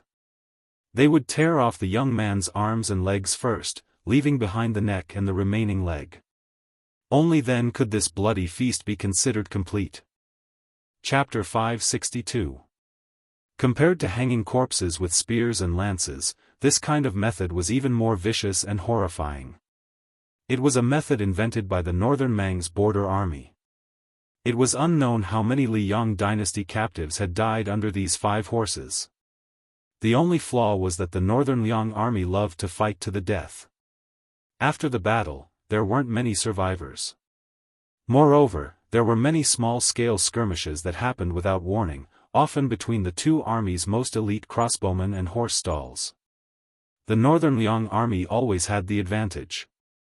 Therefore, a captured Northern Liang captive was more valuable than any beautiful woman in the Northern Mang royal court. Often, they could be sold for a jaw-dropping price. For example, Tao Qianji, who had left the city behind, would kill a Northern Liang soldier every day. In the eyes of the Northern Mang officials and nobles, this kind of behavior wasn't killing people, but large amounts of gold. Beimang was even more disciplined. Killing a Bailiang soldier on the battlefield was a big crime after retirement. Just as the man was about to be torn apart, the 5 people on the horse died almost instantly without any obvious wounds. They just fell off the horse and died immediately. A few horse bandit leaders who were qualified to wear scale armor gathered their courage to take a closer look. They saw a small hole between the man's eyebrows, as if a small sharp object had pierced a hole. It was inexplicably strange. The people of Beimang were not divided into rich and poor. They all believed in Buddhism and fate. However, no matter how devout they were, they would not hesitate to kill people. However, when disaster came, even the most vicious people would hesitate, afraid that they would really annoy those dignified clay bodhisattvas. At this time, the 5 people died in a strange way beyond imagination. Even if it was not done by immortals, it was done in secret. More than 20 people were killed just to deal with a crown prince of the southern dynasty. The horse bandits came and went like the wind, so they immediately turned over and dismounted. A meticulous leader wearing scale armor wanted to secretly kill the man and woman without leaving any future trouble. But immediately, something pierced between his eyebrows, causing a trace of undetectable blood. As a result, no horse bandits dared to make a move. They all ran away in an instant. Men and horses had 6 legs, so they could escape quickly. The woman from the southern dynasty called Lu Chen did not know why. After a moment of absent-mindedness, she realized that she had survived a disaster. Crying, she got up and ran to the young man who was her family friend. She untied the iron chain with difficulty, especially his neck, which was badly mutilated and shocking. She felt incomparable pain just by looking at it. She suppressed her sobs and sat cross-legged beside him. She tore off her sleeve and bandaged a few wounds that exposed the bone. The woman was really made of water. Her tears did not stop. She softly called his name, Zhonggui, over and over again, afraid that he would die here. She did not have the courage to live alone. The journey back was thousands of miles. How could she, a weak woman who was more familiar with holding a sword than holding an embroidery needle, go back? Besides, if he died, what fun would there be for her to live? The young man who was lucky enough to walk back to the world of the living slowly took a breath. After exhaling a large mouthful of turbid air, he forced a smile and said with difficulty, "I won't die." Taking back his flying sword, Su Fengnian wanted to leave, but he saw a horse in the distance who was still looking at him. He had to be patient and stay where he was to ensure that he would see the Buddha through to the west. Once again, he rode his sword out of his sleeve and assassinated the unlucky horse gang. He leaned close to the ground and listened. The horse gang finally accepted their fate and fled. Su Fengnian quietly stood up, carrying his bookcase, and was about to walk away. He took it as a chance encounter and was doing a chivalrous deed for once. He did not expect the woman to repay him with her body, nor did he expect the young man from the aristocratic family to bow down to him. This kind of brotherly relationship was too pretentious to bear any scrutiny. Digging around, he took out the last few dates and threw them into his mouth. He saw the swordsman who could no longer stand up fall to the ground with the woman's help, bleeding profusely. However, the woman was not skilled in treating external injuries, so she was helpless and could only choke with sobs. The man with a bright future naturally did not want to die in the wilderness. It was just that no one could help him. He sat on the ground, his face as ferocious as an evil spirit. It was unknown whether it was caused by the pain or the sadness of his past. The woman looked even more heartbroken and guilty. She regretted that on the way back, he had tried to sleep in the same bed several times, but she refused because of her modesty. If she had known this would happen, she would have given him her virginity. Su Fengnian saw that after the arrogant man was beaten into the dust, his spirit began to slack again. He showed signs of dying if he was not treated in time. He frowned and had to walk out of the small mound. His figure appeared in the world, and he had to pretend that he saw injustice on the road. He ran in small steps toward the man and woman, squeezing out a flawless face of fear and nervousness. The young man's eyes were already cloudy, but when he saw Su Fengnian, he showed a touch of light.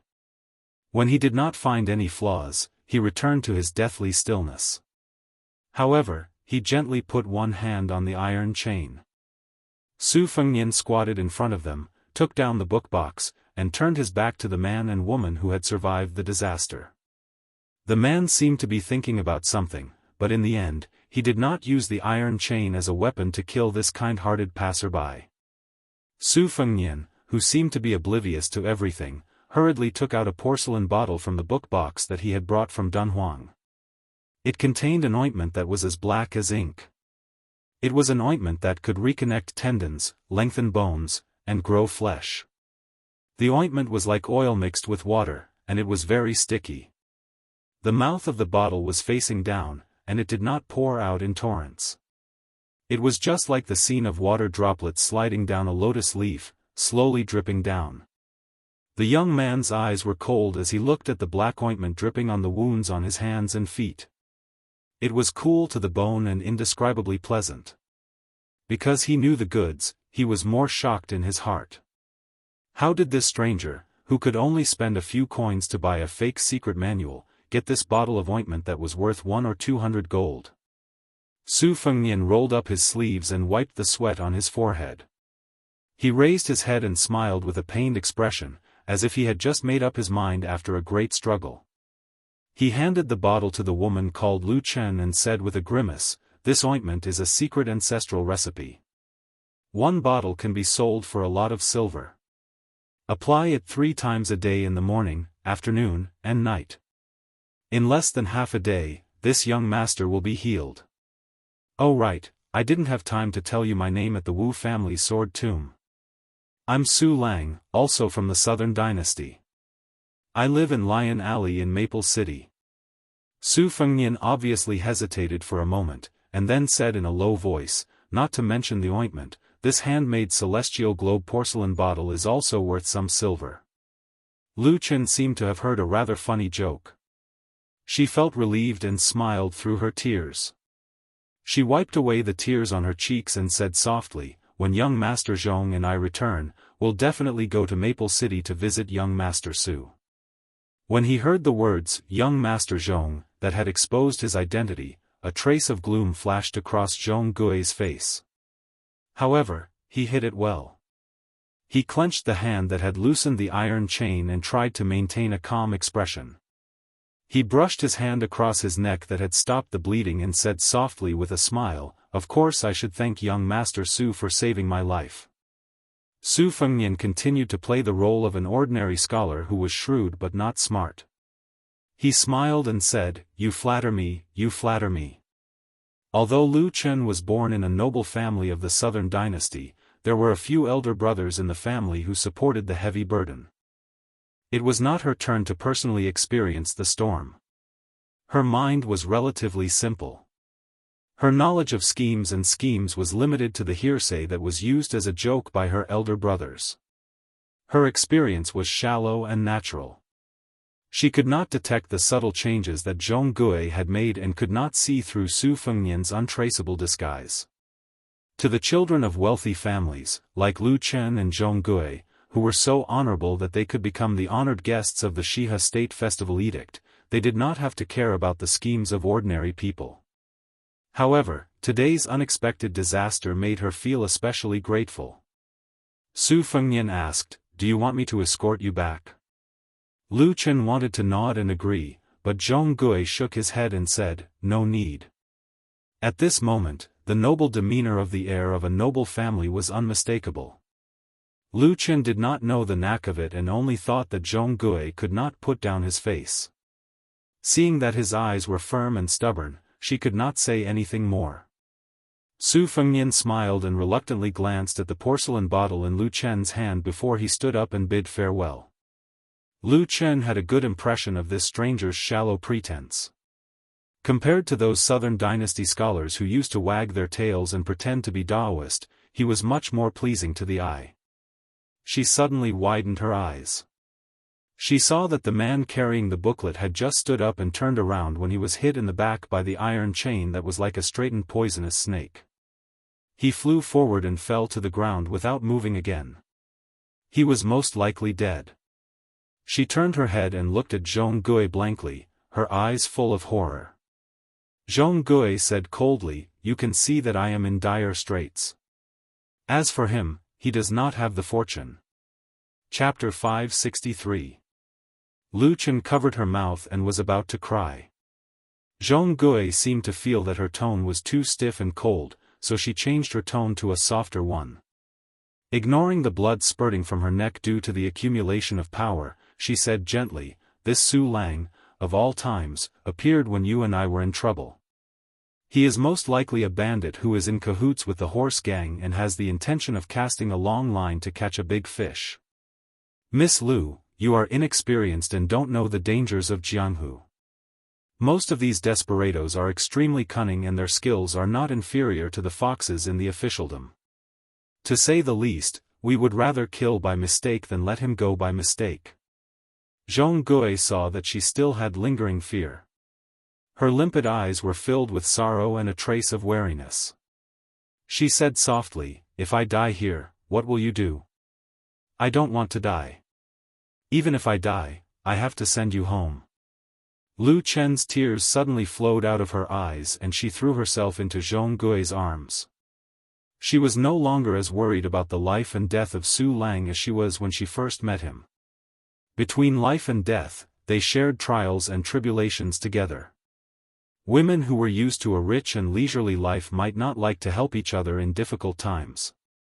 However, how many people could withstand such a scene and such words engraved in their hearts by Jianghu? Just a few words were already far more effective than the sweet nothings that could be said in a peaceful and stable time. Jianghu hugged her delicate body and sneered, her eyes indifferent. Obviously, this descendant of the Zhong family who repaid kindness with enmity was good at martial arts. His ability to pick flowers was also profound. However, this warm scene was interrupted by a few coughs. For the first time since meeting Su Lang, Jianghu showed fear. Su Fengnian stood up and patted his sleeves, murmuring, "It's tiring to be a good person. No wonder there are so many devils in Beimang." Seeing the expressionless man carrying a box and a sword walking over, Jianghu forced a smile and said guiltily, "Young Master Su, please don't be offended. It's my fault for acting so abruptly. It's just that Jianghu's identity is sensitive and I can't let my guard down when I travel outside." Jianghu saw that the person was calm and did not even have a mocking expression. He knew that something was wrong and hurriedly tried to make up for it. "My name is Jianghu, a descendant of the Zhong family of the Southern Dynasty. I can make up for it and give young Master Su a great fortune. Young Master, your skills are outstanding. With the support of my Zhong family, you will definitely have a meteoric rise." As he spoke, Jianghu grabbed the iron chain with one hand. He wouldn't shed tears until he saw the coffin. Su Fengnian finally rewarded him with a smile. "Come, let's see if you can kill me again." At this moment, Jianghu could neither make a move nor let go. Ever since he was born, this kind of shame and resentment was unbearable. It was only slightly better than being dragged by 5 horses just now. Jianghu was lucky to return to the world of the living from the netherworld while Lu Chen fell from the world of the living to the netherworld. She sat aside blankly, her heart cold as if it had fallen into an ice cellar. Su Fengnian drew a circle with one hand and slapped it on Jianghu's head. Jianghu sank into the ground and his head and limbs exploded at the same time. It was as if someone had smashed him into a meat patty with a sledgehammer. It was more miserable than being torn apart by 5 horses. A celestial being patted the head.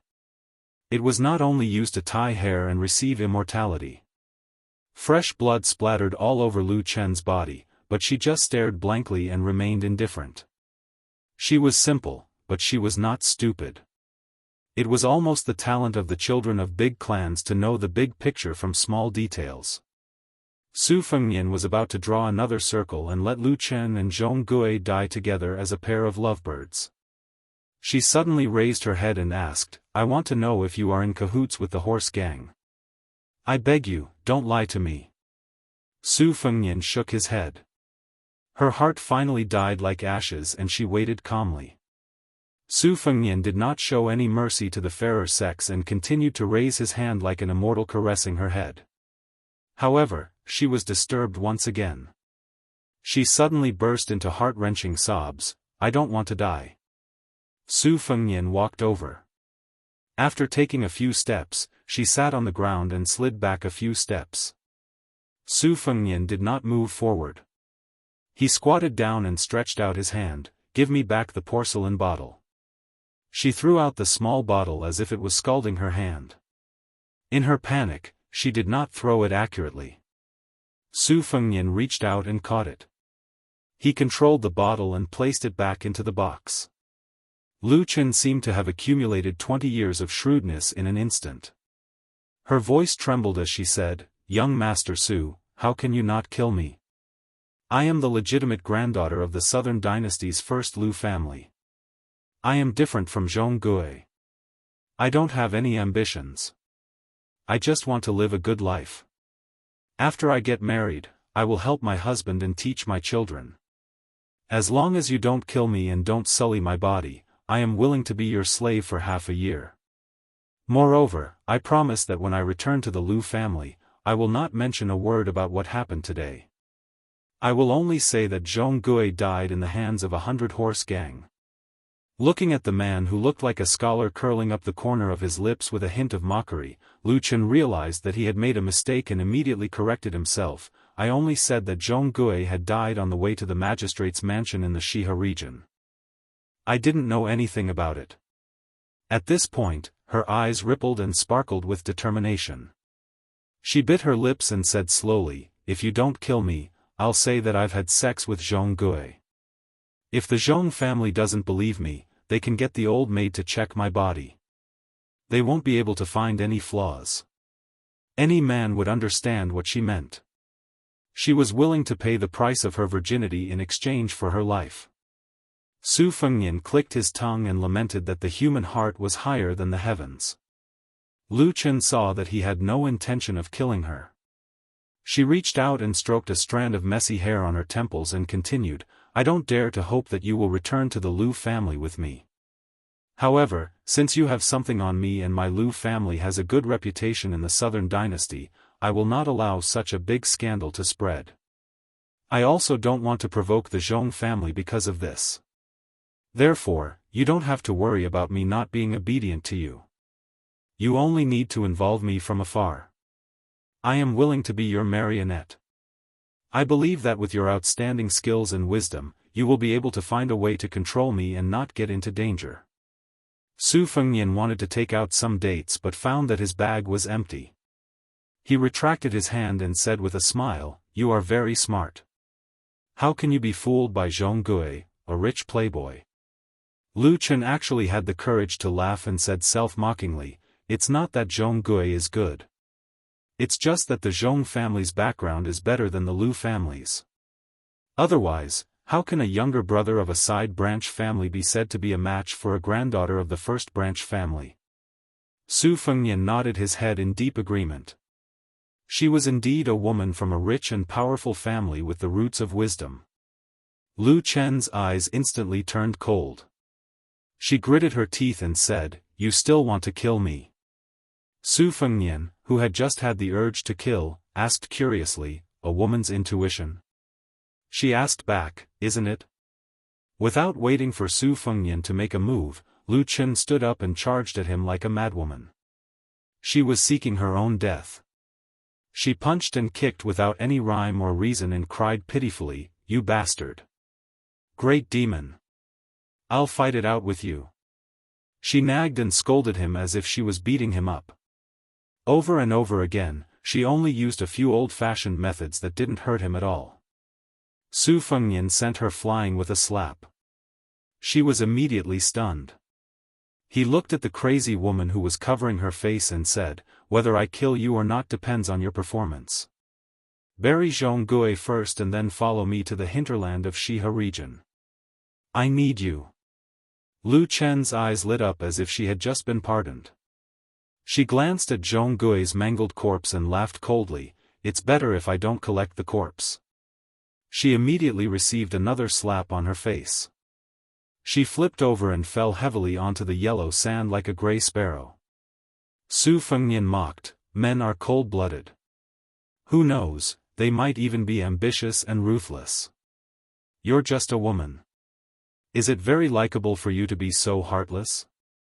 Lu Chen lowered her head. Both her cheeks had been slapped. She was frightened and meek as she said, I know I'm wrong.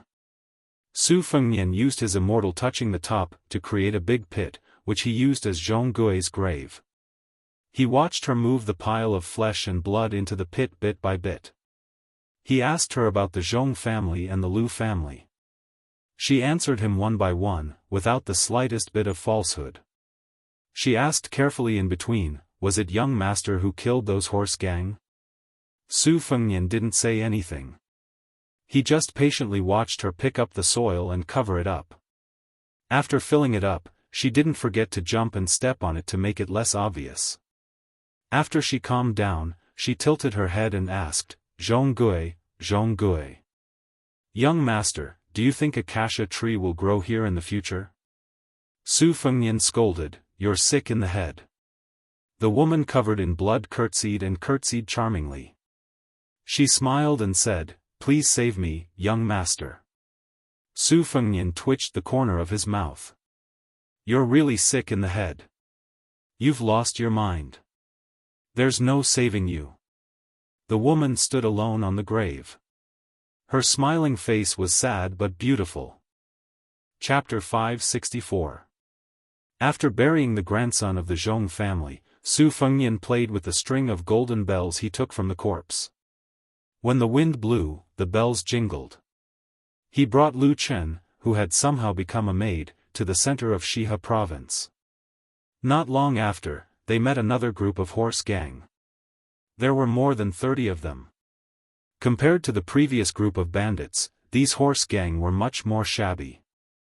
They did not have many standard weapons, not to mention the armor exclusive to military officers like fish-scale armor.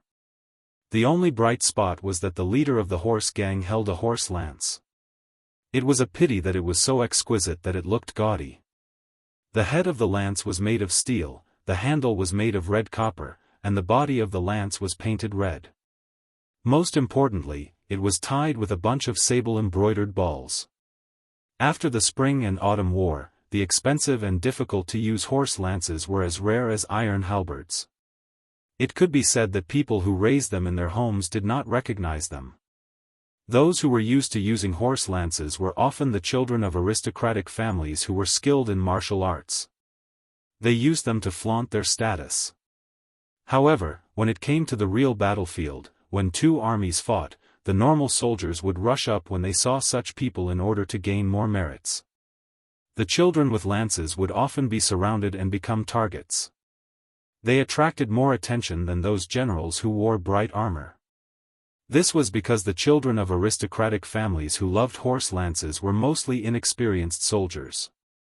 When they fought, it was much easier for them to cut off their heads than the experienced military officers who knew how to protect themselves. Su Fengnian did not say anything and rushed forward to capture them. He beat them up a little and got the truth out of them. As expected, these horse gang were hired by Jianghu to put on a show. They wanted to use this to win Lu Chen's heart. They were really working hard for no one. Lu Chen saw that these horse gang were slaughtered cleanly. There was a strange look in her eyes. Su Fengnian picked 2 mounts and spurred them on. After traveling for 30 miles, he did not see any signs of human habitation. After pausing for a moment, he took out some water from his sack to clean his horse's nose. Lu Chen, who was wrapped in a headscarf, lifted a corner of her head, revealing her slightly dry cherry lips. She asked curiously, "Are you really called Su Lang? You should be at the Master Realm, right?" Su Fengnian did not reply. She asked again, "Are you trying to make an issue out of my identity?" I've already told you before that Jianghu and I just left the group and took a detour. Now I'm the only one going to the magistrate's mansion in Shiha province. Once my whereabouts are discovered, how will you explain it? Lu Chen was not discouraged when he saw that the young man was still practicing his vow of silence. He asked, riding a horse and stopping every 30 miles, "Are you from Beiliang?" Su Fengnian was washing her horse. She didn't even raise her head. She left, put away the water bag, mounted the horse, and continued to move forward. The stubborn Lu Chen struggled to keep up with him and kept pace with him. She tilted her head and stared at the young man who was shrouded in mist like an infatuated woman looking at her lover. Su Fengnian finally spoke, "I changed my mind. I'll leave after I send you to a safe place." Lu Chen's eyes were unfocused.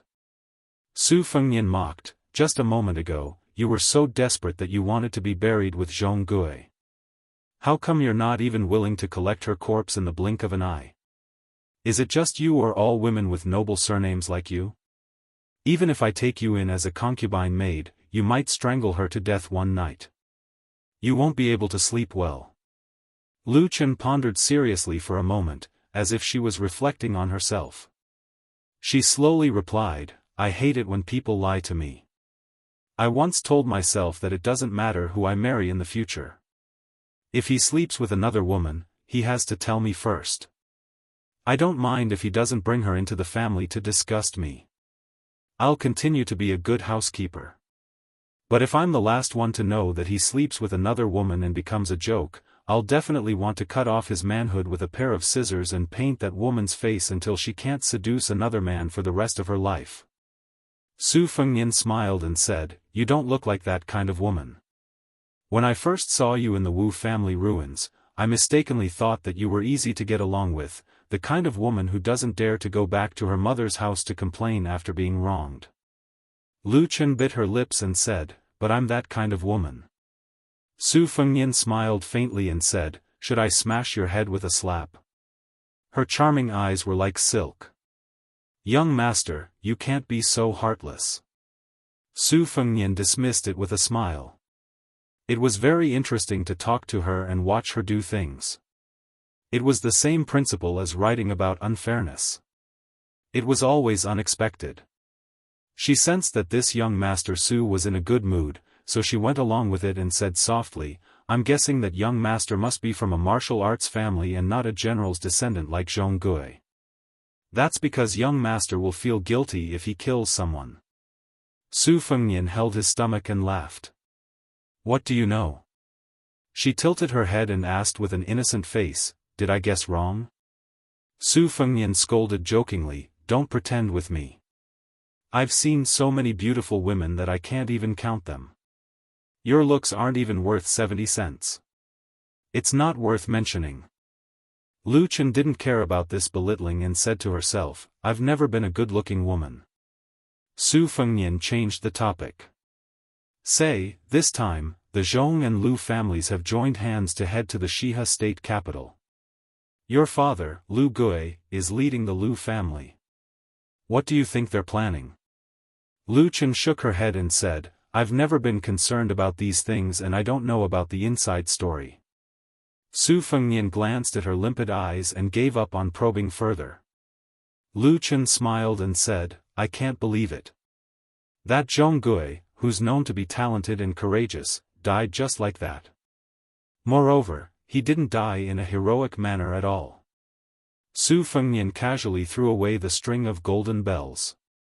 His original intention was to borrow Lu Chen's identity to go on a killing spree in the heart of Beimang and make a killing spree. However, he found out that the experts of the Zhong family were all present on this trip, especially Zhong Liang, who was ranked 7th among the demons. Even Zhong Shentong, one of the 12 great generals of Beimang, had disguised himself and hid among them. After weighing the pros and cons, he didn't want to get himself into trouble and delay his agreement with white dress Luo Yang. Even if he could escape the Zhong family's pursuit, he might not be able to leave Beimang. Seeing this, Lu Chen smiled and pulled out a dagger from her sleeve. She said straightforwardly, "I was looking for an opportunity to stab you to death. Now, should I give you the dagger or throw it away? Su Fengnian didn't even turn his head and said, keep it. If you don't take it out before the next 30 miles, you'll die an unknown death just like Jianghu. Lu Chen smiled happily and said, I made the right bet. Su Fengnian sighed inexplicably and said, in this Jianghu, experts are common, but experts are rare. Lu Chen asked, young master, are you an expert or an expert? Su Fengnian shook his head and said, I can't be an expert. The two of them spent the night in the desert and rested at the bottom of a leeward slope. The temperature difference between day and night was huge. Su Fengnian picked up many dry branches and threw them into the bonfire. Other than secretly nurturing his sword and maintaining the bonfire, he pretended to sleep the whole night. When dawn broke, he saw that she was still dozing off, so he walked to the top of the slope alone and looked up at the sky. Suddenly, Su Fengnian rushed back to the foot of the slope and stared at the woman who was trembling with a dagger in her hand with a complicated expression. She was actually ruthless enough to use the dagger to cut 4 bloody grooves on her own face, causing her skin to split open. What kind of tenacious woman would do such a thing? Actually, with their intelligence, they knew that every step closer to the state city of Shihe was most likely one step closer to the Yellow Springs. The Zhong and Lu families didn't lack shrewd and ruthless characters. Jianghu, who had supreme skills, died, but she, a weak woman, unexpectedly survived. It was almost impossible for her to muddle through and continue to live a wealthy life. Even Su Fengnian couldn't think of how she could fabricate a flawless reason. He said that he wanted to send her to a safe place, but in fact, to the woman surnamed Lu, the tree that used to shelter her from the sun was the most dangerous place in the world. This pair of man and woman whose fates were intertwined for no reason seemed to be a good person. After the disfigurement, she said that the enemy killed Jianghu and then let her live. It was a humiliation to the Zhong and Lu families. That was why she forcefully made an eye on the chessboard of a dead end and gave birth to a fit of anger. However, wasn't this method too costly for a woman? Wasn't it too decisive? Both men and women cherished their lives. Men cherished their lives and women cherished their appearances. This was common sense. Su Fengnian immediately surged with hostility and almost had the urge to kill her. However, he slowly exhaled a mouthful of turbid air and suppressed his murderous intent. The woman looked at the young man in front of her whose surname she only knew, her eyes were dazed. Instead of tears flowing down her cheeks, her face was covered in blood. This woman who had once said that she wasn't good-looking finally stopped looking unfocused and some tears appeared in her eyes. She held back her tears and smiled. It hurts. Chapter 565. Su Fengnian and the disfigured woman rested in a small town that was not covered by city walls. They were still 3 days away from the provincial capital. She wore Su Fengnian scholar's robes, which were rather loose. The 4 scars on her face had begun to form calluses. Fortunately, in order to not leave any traces and let her wounds heal at the same time as Jianghu's death, she was able to apply ointment to speed up her recovery. However, the desert wind was rough. After being brushed by her face, even with a headscarf covering her face that was no longer delicate, she was often badly mutilated. The pain she suffered was probably not any easier than being cut by a dagger. She did not cry much. Su Fengnian also did not say anything to comfort her. The two of them remained silent. Occasionally, Lu Chen would take the initiative to ask about some Jianghu matters. Su Fengnian would also tell her everything in a serious and gentle manner. Perhaps he was afraid that if he made her laugh, she would suffer again. Su Fengnian and her had just entered the city when the sky suddenly changed. Dark clouds covered the sun. It was clearly noon, but the sky was as dark as night. A sandstorm was approaching. Su Fengnian and Lu Chen had no choice but to enter a shabby inn. The innkeeper took advantage of the situation and raised the price as high as he could. Su Fengnian's original intention was that it did not matter if he was cheated of a few taels of silver. As long as he had a place to stay, he did not expect Lu Chen to be so stubborn. She tugged at his sleeve and refused to be cheated of money. It seemed that she was sincere when she said that he was good at running a household. Su Fengnian had no choice but to turn around under the innkeeper's rolling eyes. He wanted to go to another inn that was more considerate. Before he even stepped over the threshold, he saw merchants and travelers swarming over from the narrow streets. Judging by the situation, if he did not stay in this inn, he might have to sleep on the streets and hide in the alleys to avoid the sandstorm. Su Fengnian smiled at her. She did not insist. The innkeeper was narrow-minded and deliberately made things difficult for her. He doubled the price. Lu Chen was so angry that her shoulders trembled. Su Fengnian put his hand on her shoulder and shook his head. He obediently paid the deposit and took the wooden token and key to the residence in the backyard. Lu Chen, whose face was covered by a scarf, felt a little gloomy. Su Fengnian opened the wooden door, and the room was filled with a moldy smell. After closing the door, he took down the bookcase and the spring and autumn sword. There was a clay jar on the table. He shook it a little and there was not a single drop of water left. Lu Chen sat quietly on the stool. She took off her scarf and gently turned her head away. She did not meet Su Fengnian's eyes. She only asked, with young master's superb skills, "Why do you have to lower your voice to these commoners? You don't even need to unsheathe your sword to scare them out of their wits." Su Fengnian closed the two leaky windows tightly and sat in front of the table. He smiled and said, "Do you think that all experts have to have a pair of cold eyes? Or are they born with the backs of tigers and waists of bears? Or do they want to hang 2 pieces of tiger or leopard carcasses on their backs? Or do they want to hang knives, spears, rods, and spears all over their bodies? Only then will they look imposing when they go out adventuring." The corners of Lu Chen's mouth curled up slightly. She could hear the teasing in his words and her mood improved a little. Su Fengnian bent down and took out a few secret manuals from the bookcase. He placed them in front of her and sat cross-legged on the stool in a relaxed manner. He said softly, "I've been flipping through these manuals when I have nothing to do these past few days. I even practiced according to the moves inside. Only then did I realize that they were really fun." She said softly, "Why don't you try it?" Su Fengnian waved his hand and said, "That won't do.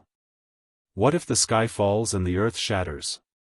Without waiting for her to speak, Su Fengnian said softly, "Don't laugh." She really pulled a long face. Su Fengnian picked up the tea jar and said, "I'll go get some water and food. Wait here." Lu Chen nodded. She picked up a fake secret manual and casually flipped through it. Su Fengnian soon returned with a tea jar filled with cold water. Lu Chen raised her head and asked, "You spent money again?" Su Fengnian smiled and said, "There's no other way. Little ghosts are hard to deal with. A pot of water costs half a tael of silver. Later, we'll just drink it like nectar. Oh right, the food will have to wait for a while." Lu Chen lowered her head to continue reading and said, "We can afford to wait." Without knocking on the door, a waiter of the inn casually pushed the door open and entered. Lu Chen hurriedly grabbed her headscarf and hurriedly wrapped it around her head. The waiter was holding a large wooden tray with a few sloppy and crude dishes on it.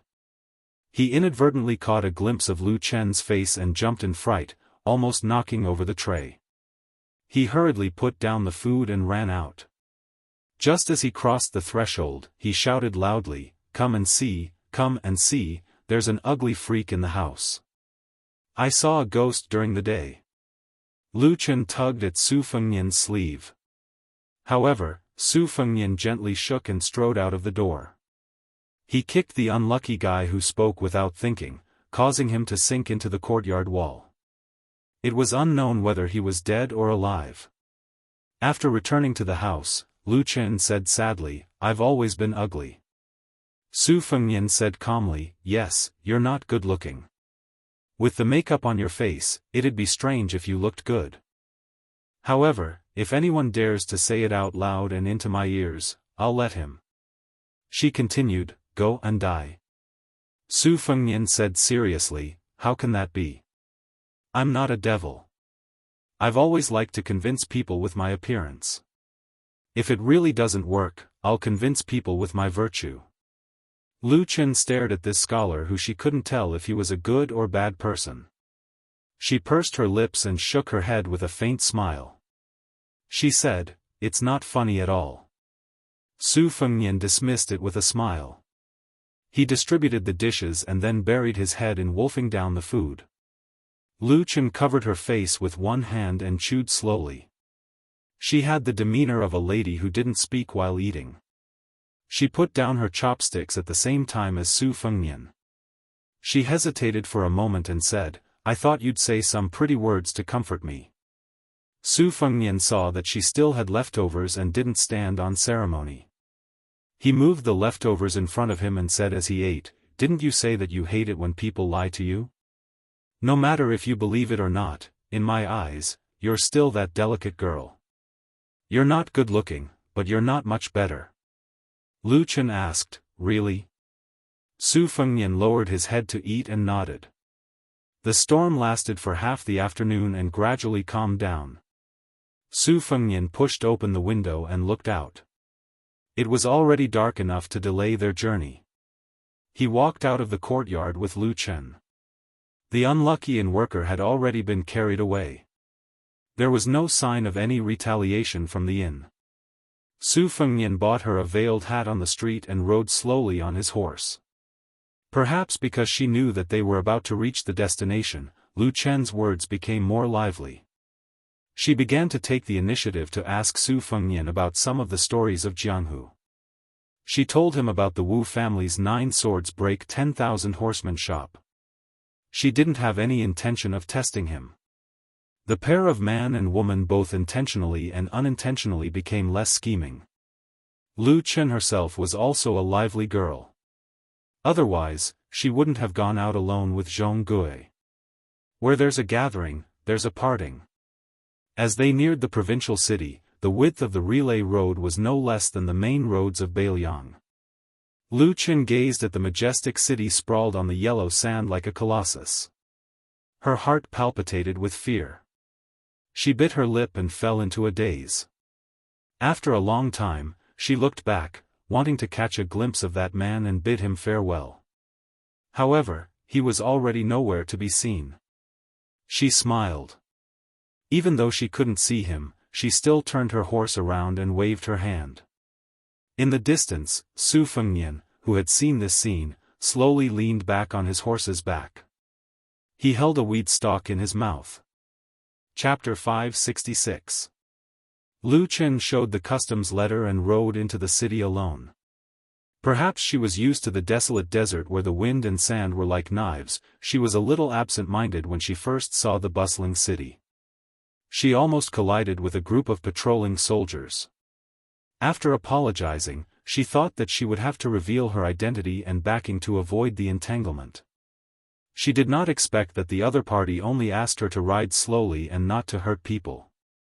Lu Chen was not used to it. As the capital of the Xia state, Wuhou City was located within the oasis. It was also known as the Wall-less City. Due to the fact that Helian Wuwei was confident in his military strength, he declared that even if the Liang dynasty had the guts to attack the Xia state, he did not need to use the city walls to resist the enemy. In the southern dynasty, Lu Chen had also heard of the valiance and battle prowess of the soldiers in Wuhou City. If it was said that Murong Baoding, who had made it onto the martial arts rankings in Orange Province, had single-handedly stolen the glory of one of the provinces, then Xia Province had been split between 2 armies. One of them was the Kung Bijuan of the Wuhou Martial Marquis, whose battle prowess was second only to the Imperial Guards and the Tuoba God of War's Beijing army. Lu Chen had originally thought that with such a strong battle prowess, the soldiers in the city would inevitably be arrogant and willful. Thus, she did not think too deeply about the strange phenomenon and headed towards the Spring of Joy. Beside the spring was the Thunder Temple. Every rainy season, thunder shook the sky and could be heard within a radius of 10 miles. Near the Spring of Joy, there were many mansions, where the most powerful figures of the province lived. After the remnants of the spring and autumn period fled to the north, only the northerners lived in the north while the south was gradually handed over to the big clans of the southern dynasty. The boundaries were clearly defined. However, the Zhong family owned a private mansion in the north of the Spring of Joy. It was only because they were able to live in the north that the south was gradually handed over to the big clans of the southern dynasty. Although the Lu family was a big surname, they were only able to live in the north of the Spring of Joy because of their glory. Lu Chen had just approached the Spring of Joy when a luxurious carriage hung with silk bells came towards her. The 100 thin jade bells were naturally far more pleasant than camel bells. Compared to him, Lu Chen was really like a firefly's light. How could the light of a firefly compare to the light of the sun and the moon?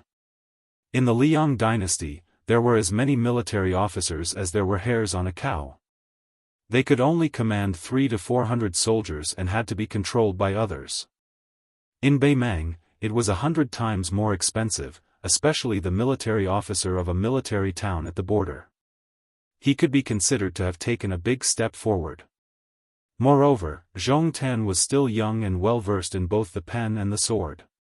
His literary talent was appreciated by the empress and he was a rare scholar in Beimang. Zhong Tan's temperament was boorish, but he liked to wear scholarly clothes and was not pretentious. He was on good terms with Dong Zhuo. Back then, it was he who led the 3,000 Jingalong cavalry to kill Chen Zhibao who had crossed the border. It would be strange if such a person did not have a meteoric rise in power. However, every time Lu Chen saw the smiling Zhong Tan, she would feel uncomfortable and fearful from the bottom of her heart. She could not pinpoint why she did not like this person's way. She could only explain herself. The military officer of the Liang dynasty was a military officer of the imperial examination, a military officer of the imperial palace. In Beimang, the first military officer of Beimang. Immortal was a military officer of the imperial examination, a military officer, of the imperial palace officer. His empress was imperial, and had the imperials, the imperial of the imperial, to the imperial, the imperial was. The Lu Zhou imperial was that of the imperial SS imperial Conan, S imperials, the imperial of the imperial was, the of the, imperial, for the, in, the. Lu Chen was originally half a daughter-in-law of the Zhong family in name. Sitting in the same carriage as Zhong Tan was not considered to be against the customs. Moreover, with the prestige of both the Zhong and Lu families, there was no need for them to be bothered by those gossips. There was an ice pot in the carriage. In a place like this, one tael of ice was one tael of gold. Neither the rich nor the noble could afford it. There was an average-looking maidservant sitting quietly by the side. She did not seem to be attending to the Zhong family's heir. Zhong Tan took out a pair of silver pliers and picked up a piece of ice for Lu Chen and the maidservant. Lu Chen shook her head and declined politely. The maidservant, however, did not know the rules and accepted the ice pot with a slight crunching sound. She seemed to have sensed that there were outsiders around and it was inappropriate. She quickly covered her mouth to reduce the noise. Zhong Tan was tall and slender with long arms like an ape. He bent down to lift the curtain of the carriage and draped it over his shoulders so that Lu Chen could enjoy the scenery of the Spring of Joy. There was a wide bluestone path by the side of the spring, nestled in the shade of the trees. The western region was filled with sandstorms and the sun was scorching. The wind and sand were stirred up. However, if one were to hide under the shade of the trees, one would be able to cool down very quickly. It was unlike Jiangnan, where it was stuffy and hot and there was nowhere to hide. Zhong Tan looked at Lu Chen and said softly, "Miss Lu, I'm sorry that you've been wronged." Lu Chen lowered her eyebrows and remained silent. Zhong Tan turned his head and sighed. "It's the Zhong family that has let you down." Lu Chen raised her head and hesitated to speak. Zhong Tan smiled and straightened his body as if he was sitting upright. He waved his hand and said slowly, I don't have the habit of rubbing salt on my family's wounds. If Miss Lu doesn't want to talk about the details of this trip, you can just write it down on a piece of paper and ask someone to pass it to me when the time comes.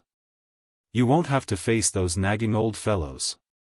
However, I'll say this in advance. When the family grows bigger, there will naturally be a lot of gossip. Miss Lu, you can go in one ear and out the other.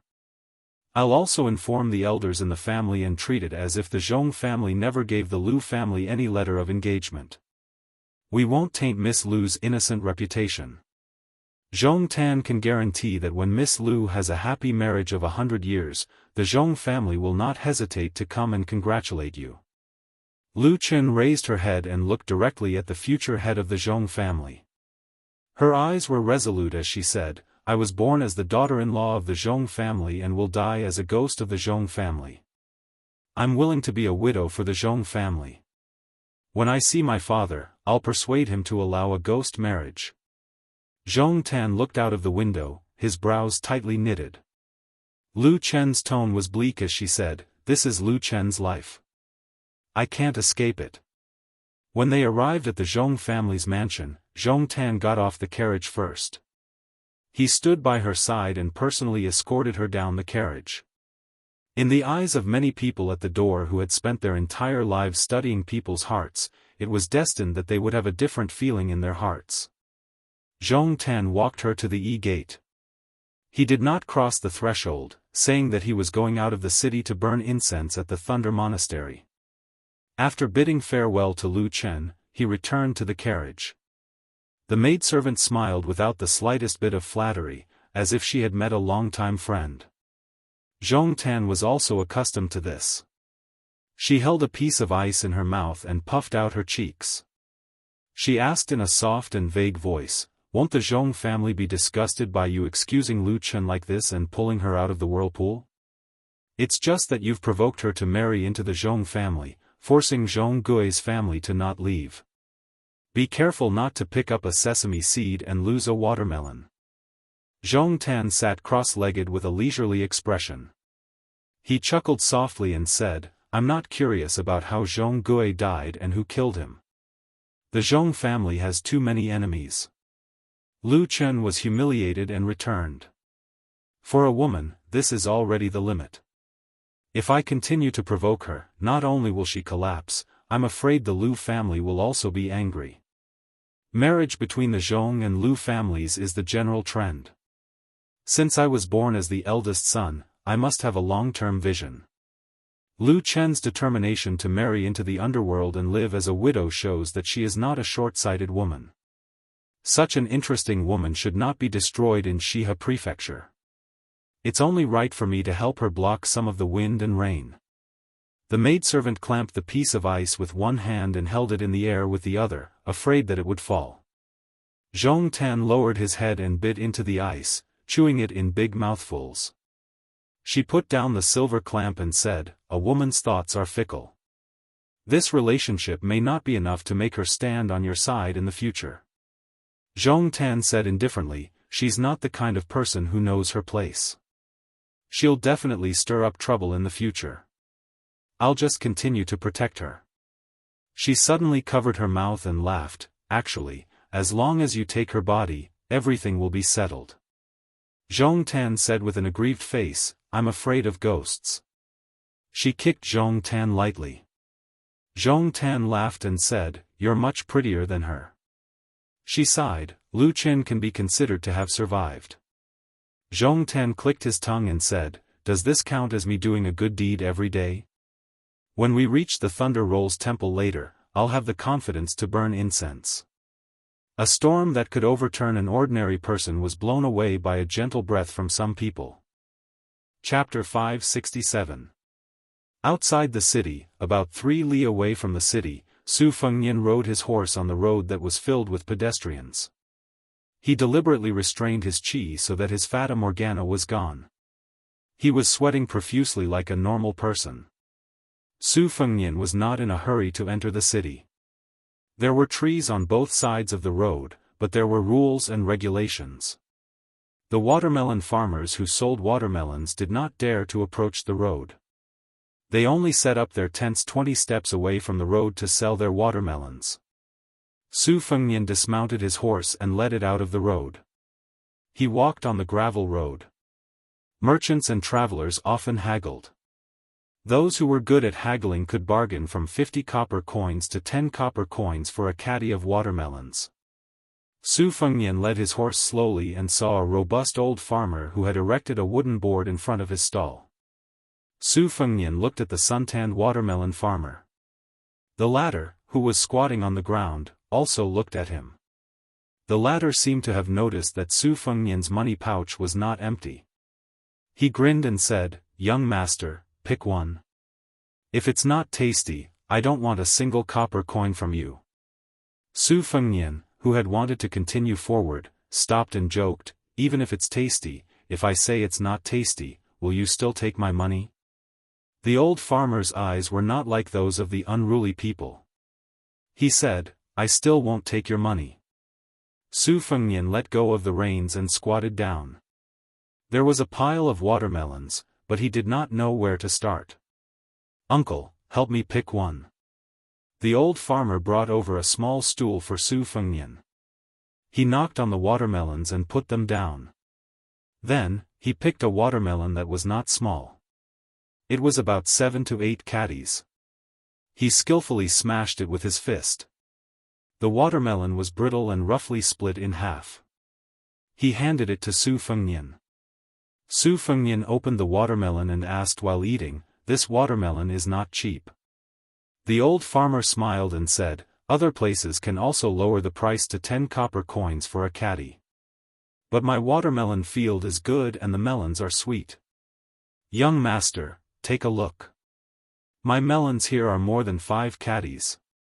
Some of the bigger ones are more than 10 caddies. In fact, no matter how I sell them, it's not expensive. If you have shallow eyes and only pick the big ones, a caddy of melons won't even be 10 copper coins. But in my opinion, 7 to 8 caddies are the best. They are about 12 or 13 copper coins. A caddy. My family also has some business to make money. I don't want to rely on this to make a fortune. Also, I don't want to have a dirty relationship with the nearby melon farmers who only rely on selling melons to make a living for a few copper coins. It's not easy for people to go out into the world. It's enough to have enough to eat and wear." Su Fengnian did not expect the old farmer to be so talkative. He smiled and said, "No wonder old brother has such spirit. It turns out that you have a big heart." The melon farmer, who was already 60 years old but did not show the slightest signs of decay, also cut open a melon. He did not eat the core of the melon. He started from the edge and left the good stuff for last. It was the same as Su Fengnian's way of eating. He was a little stingy. When the old farmer saw this scene, he smiled and said, "I have also read some books, but not many. When I speak, I like to steal some words from books. I'm afraid that a scholar like young master will look down on me." Su Fengnian said self-deprecatingly, "Uncle, you are scolding me." The old man wiped the corner of his mouth with his sleeve and laughed heartily, "I don't dare. I really envy scholars." Su Fengnian nodded and said, "All day long, they point at the rivers and mountains, rule the country and pacify the world. It seems like they can do anything. Without them, it is impossible. In fact, they can't do anything.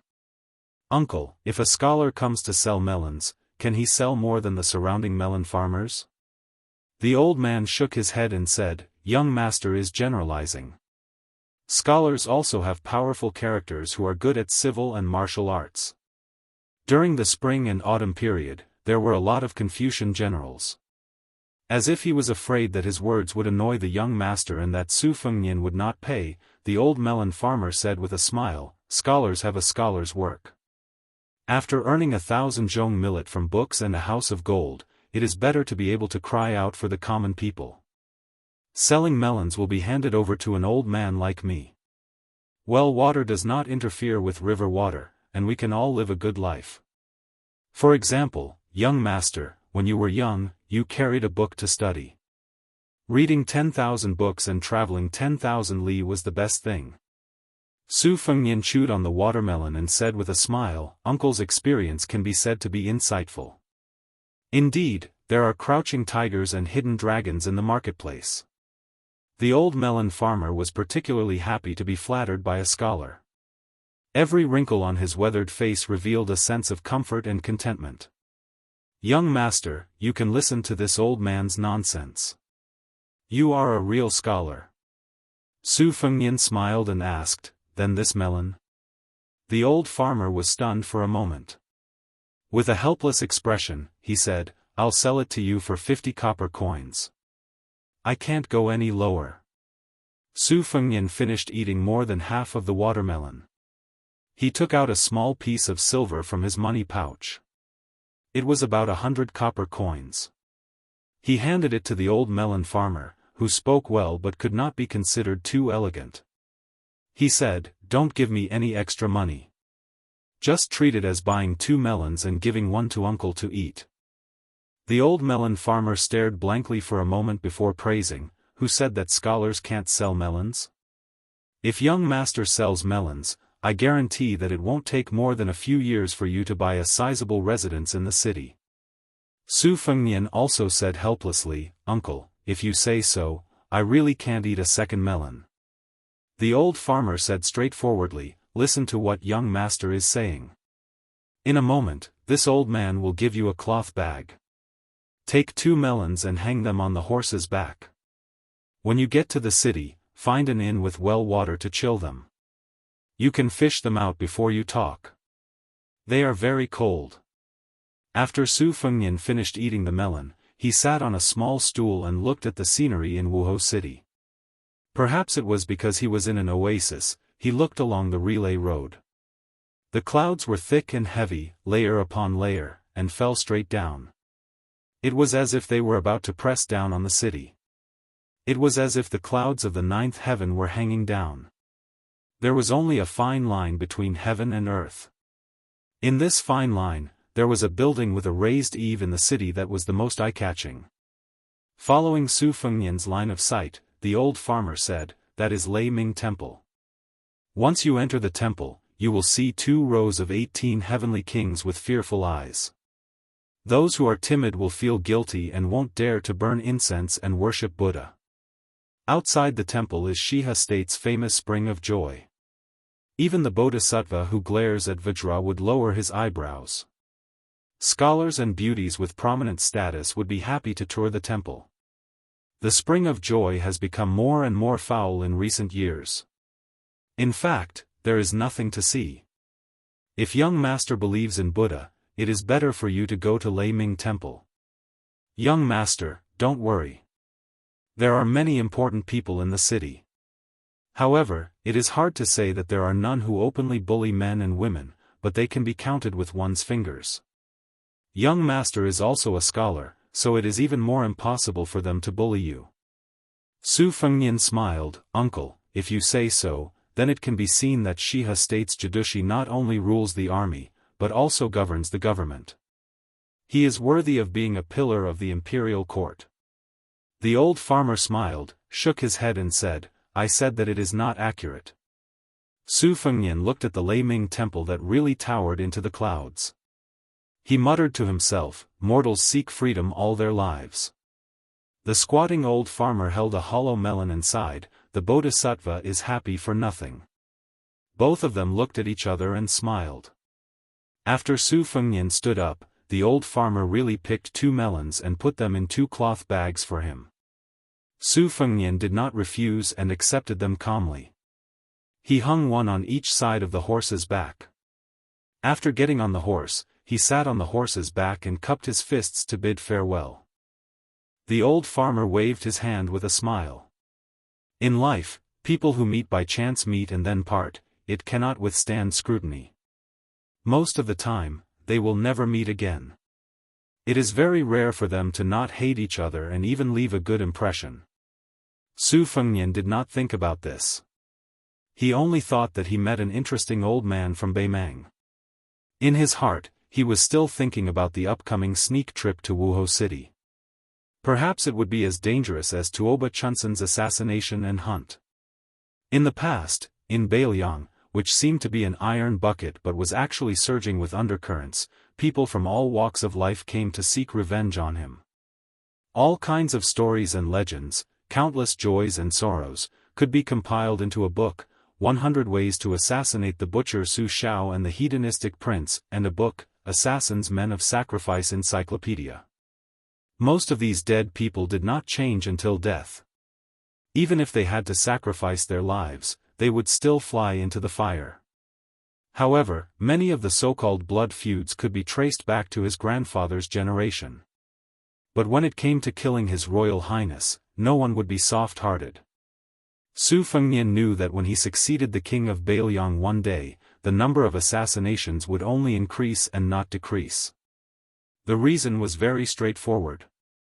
If he could not kill the butcher, who claimed that even the king of hell did not dare to accept him, wouldn't it mean that he could not kill a child of Beiliang who could not even compete for military power?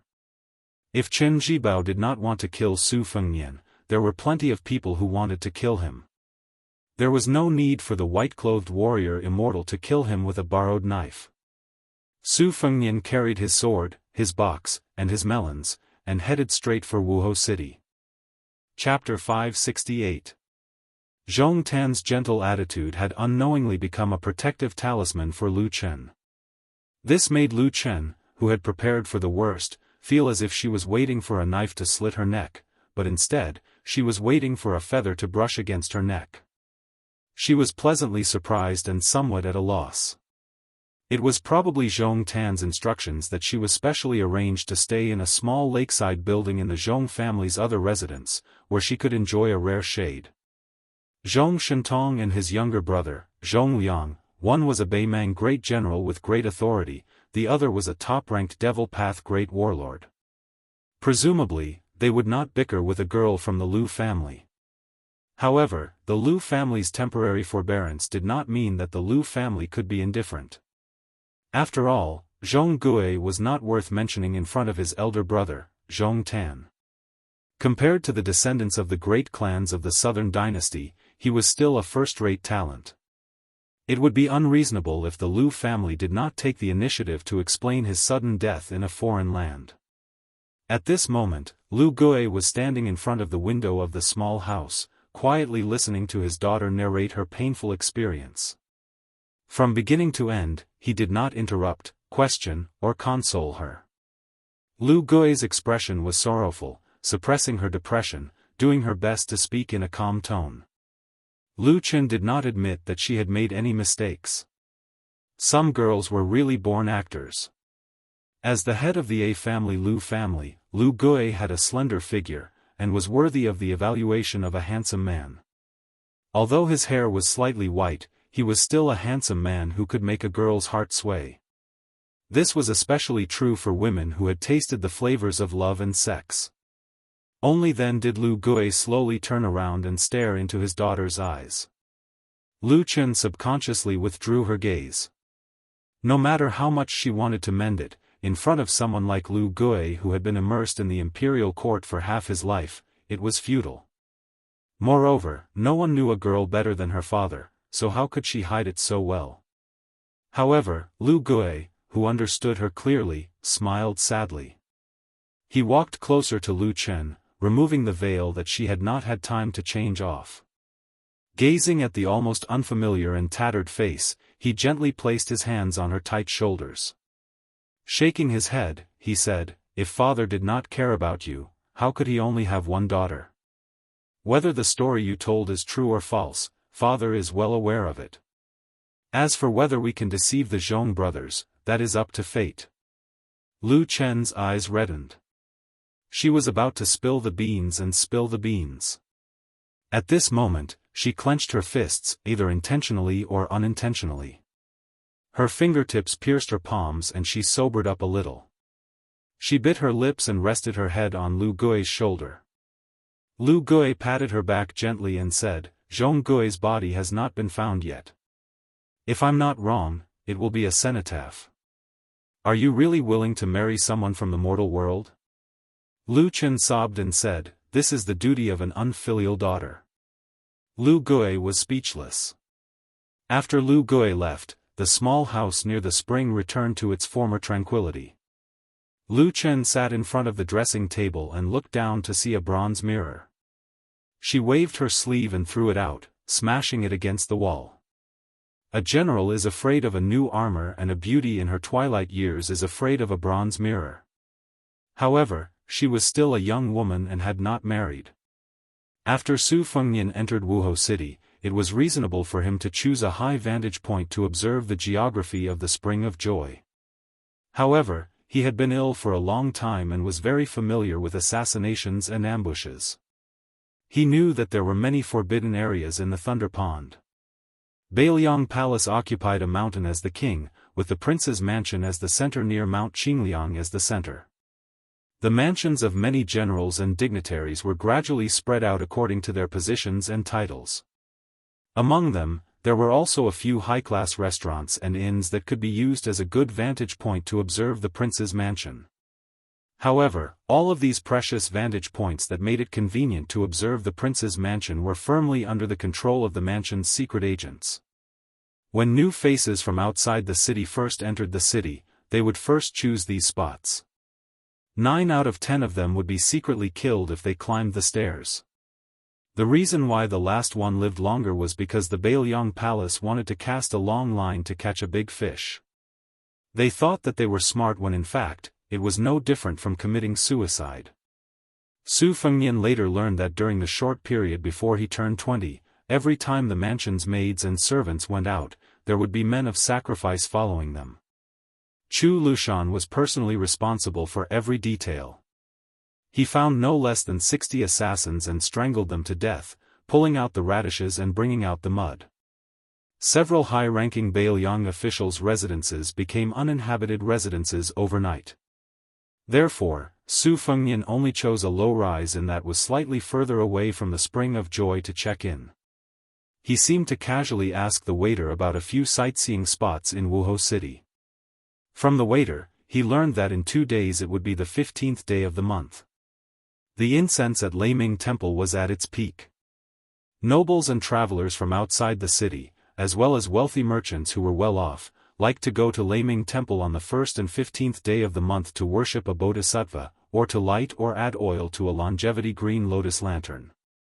However, the tribute for a small lantern would cost at least 100 taels of silver. Those who were devout Buddhists would easily give away several dozen taels of gold. It was a bottomless pit. Chapter 569. Probably because he looked down on Su Fengnian from the bottom of his heart, the waiter spoke with an air of generosity. He kept saying that if Su Fengnian didn't have a few hundred taels of silver, he shouldn't go to Leiming Temple to puff himself up at his own cost. Su Fengnian dismissed it with a laugh, saying that he would consider burning incense. While he was at it, Su Fengnian also praised the richness of Wuhou City, saying that as a foreigner, he had broadened his horizons. Only then did the waiter's expression turn for the better, and his tone of voice became warmer. Su Fengnian received the copper key, not forgetting to give him a few pieces of silver, and asked him to hang the watermelons in a bamboo basket and place them in the well water in the backyard. The waiter said, "Good," and happily left with the 2 watermelons. He found this scholar more and more pleasing to the eye. Su Fengnian put down the bookcase, took down the spring and autumn sword, and placed them on the table. Before he left, he stuck 2 silk threads between the cracks of the window and the door, which were hard to detect. When he pushed them open, they would break. He then nailed the flying sword, Morning Dew, with its perfect sword embryo, to the roof beam. After entering the city, Su Fengnian restrained most of his qi activity. Within 100 steps, he was still concerned about Morning Dew, so he went downstairs to eat lunch. The business of the inn was bleak, and there were only a few tables of customers. Su Fengnian ordered a pot of liquor and drank alone. He was relaxed and had a bit of the spirit of a scholar. Before Su Fengnian went to the north, he had a lot of business dealings. Not only were there tea leaves and porcelain, but there were also a lot of antiques, scriptures, and other relics of the spring and autumn period that had been lost among the common people were also sold to Wuhou City and a few other big cities. Before Su Fengnian went to the north, he had some understanding of the 8 great festival holders and the 12 great generals. Helian Wuwei of Shihe province was relatively unknown. He only knew that he was of noble birth in Beimang and was a romantic young man. However, after his family declined, he did not give up on everything. Instead, he turned over a new leaf.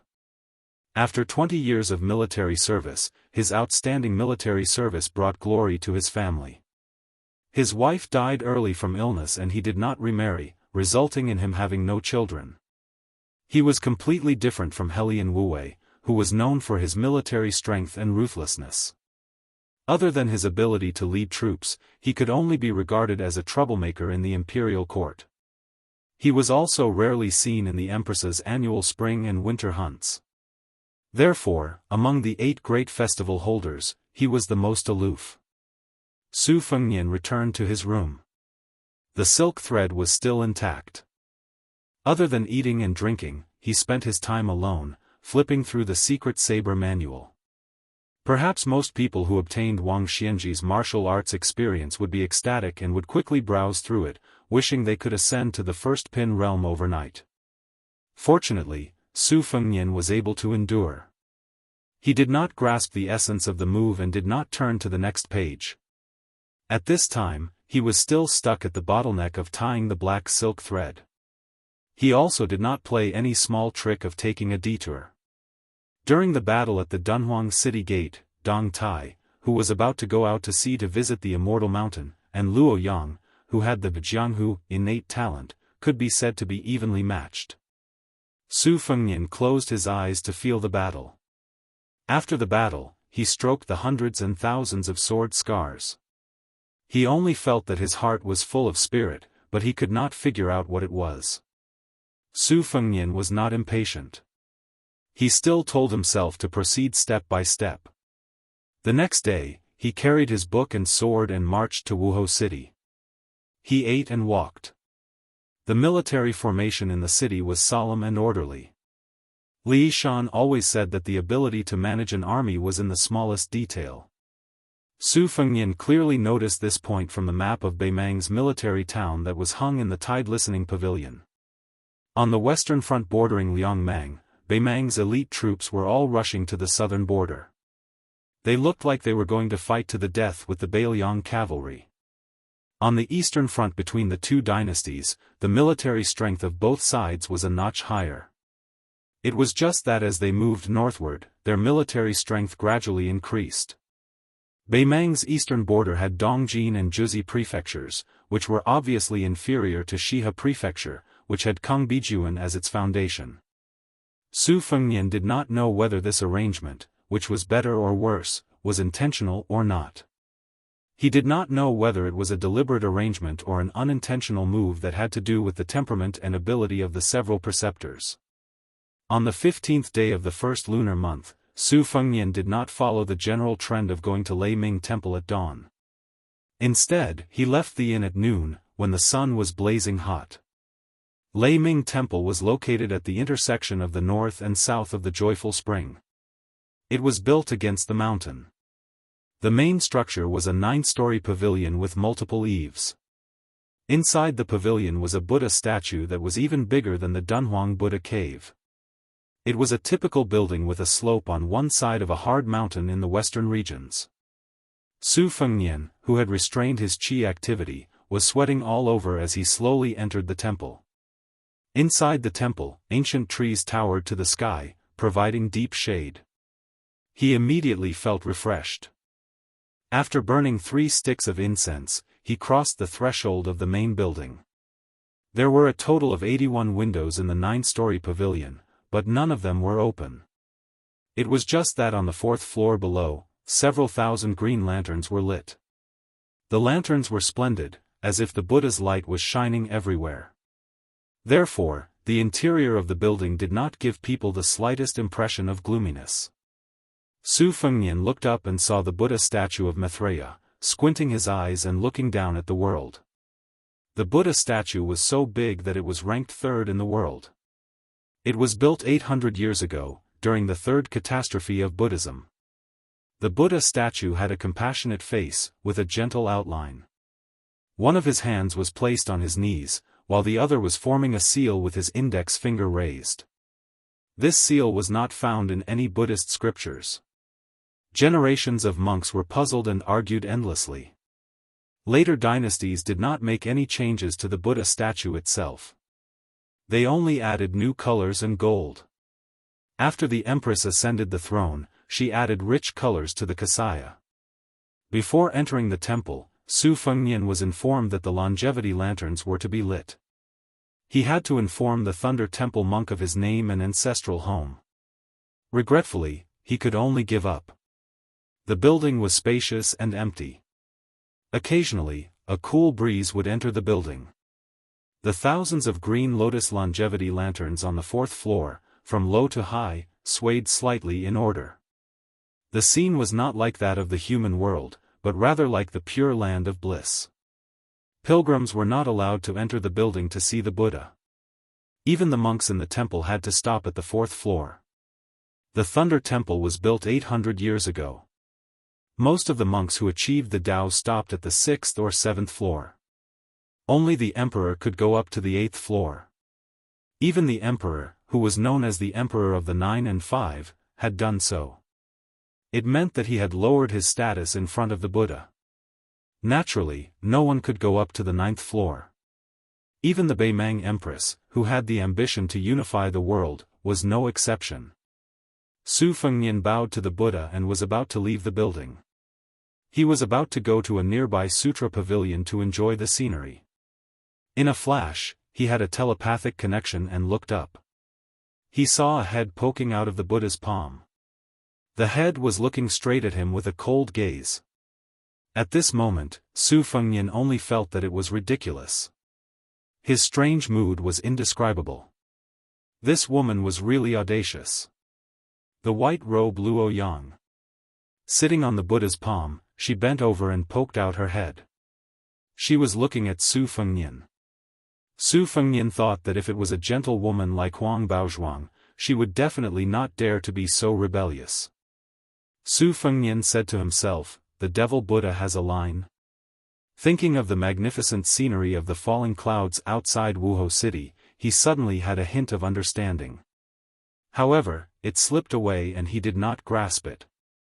For some reason, Luo Yang, who appeared in the Thunder Temple, did not leave the Buddha's palm. Su Fengnian also did not go up. The two could only look at each other. Then, Su Fengnian almost vomited blood. The white robe Luo Yang seemed to be annoyed by Su Fengnian's cowardice. When her body floated down, her qi surged like a river flowing into the sea. Thousands of longevity lamps were extinguished in an instant. Su Fengnian felt a headache coming on. He cursed in his heart, "What a sin." Chapter 570. For some reason, there was no one guarding the green lotus lamp in the building. Su Fengnian couldn't care less about this.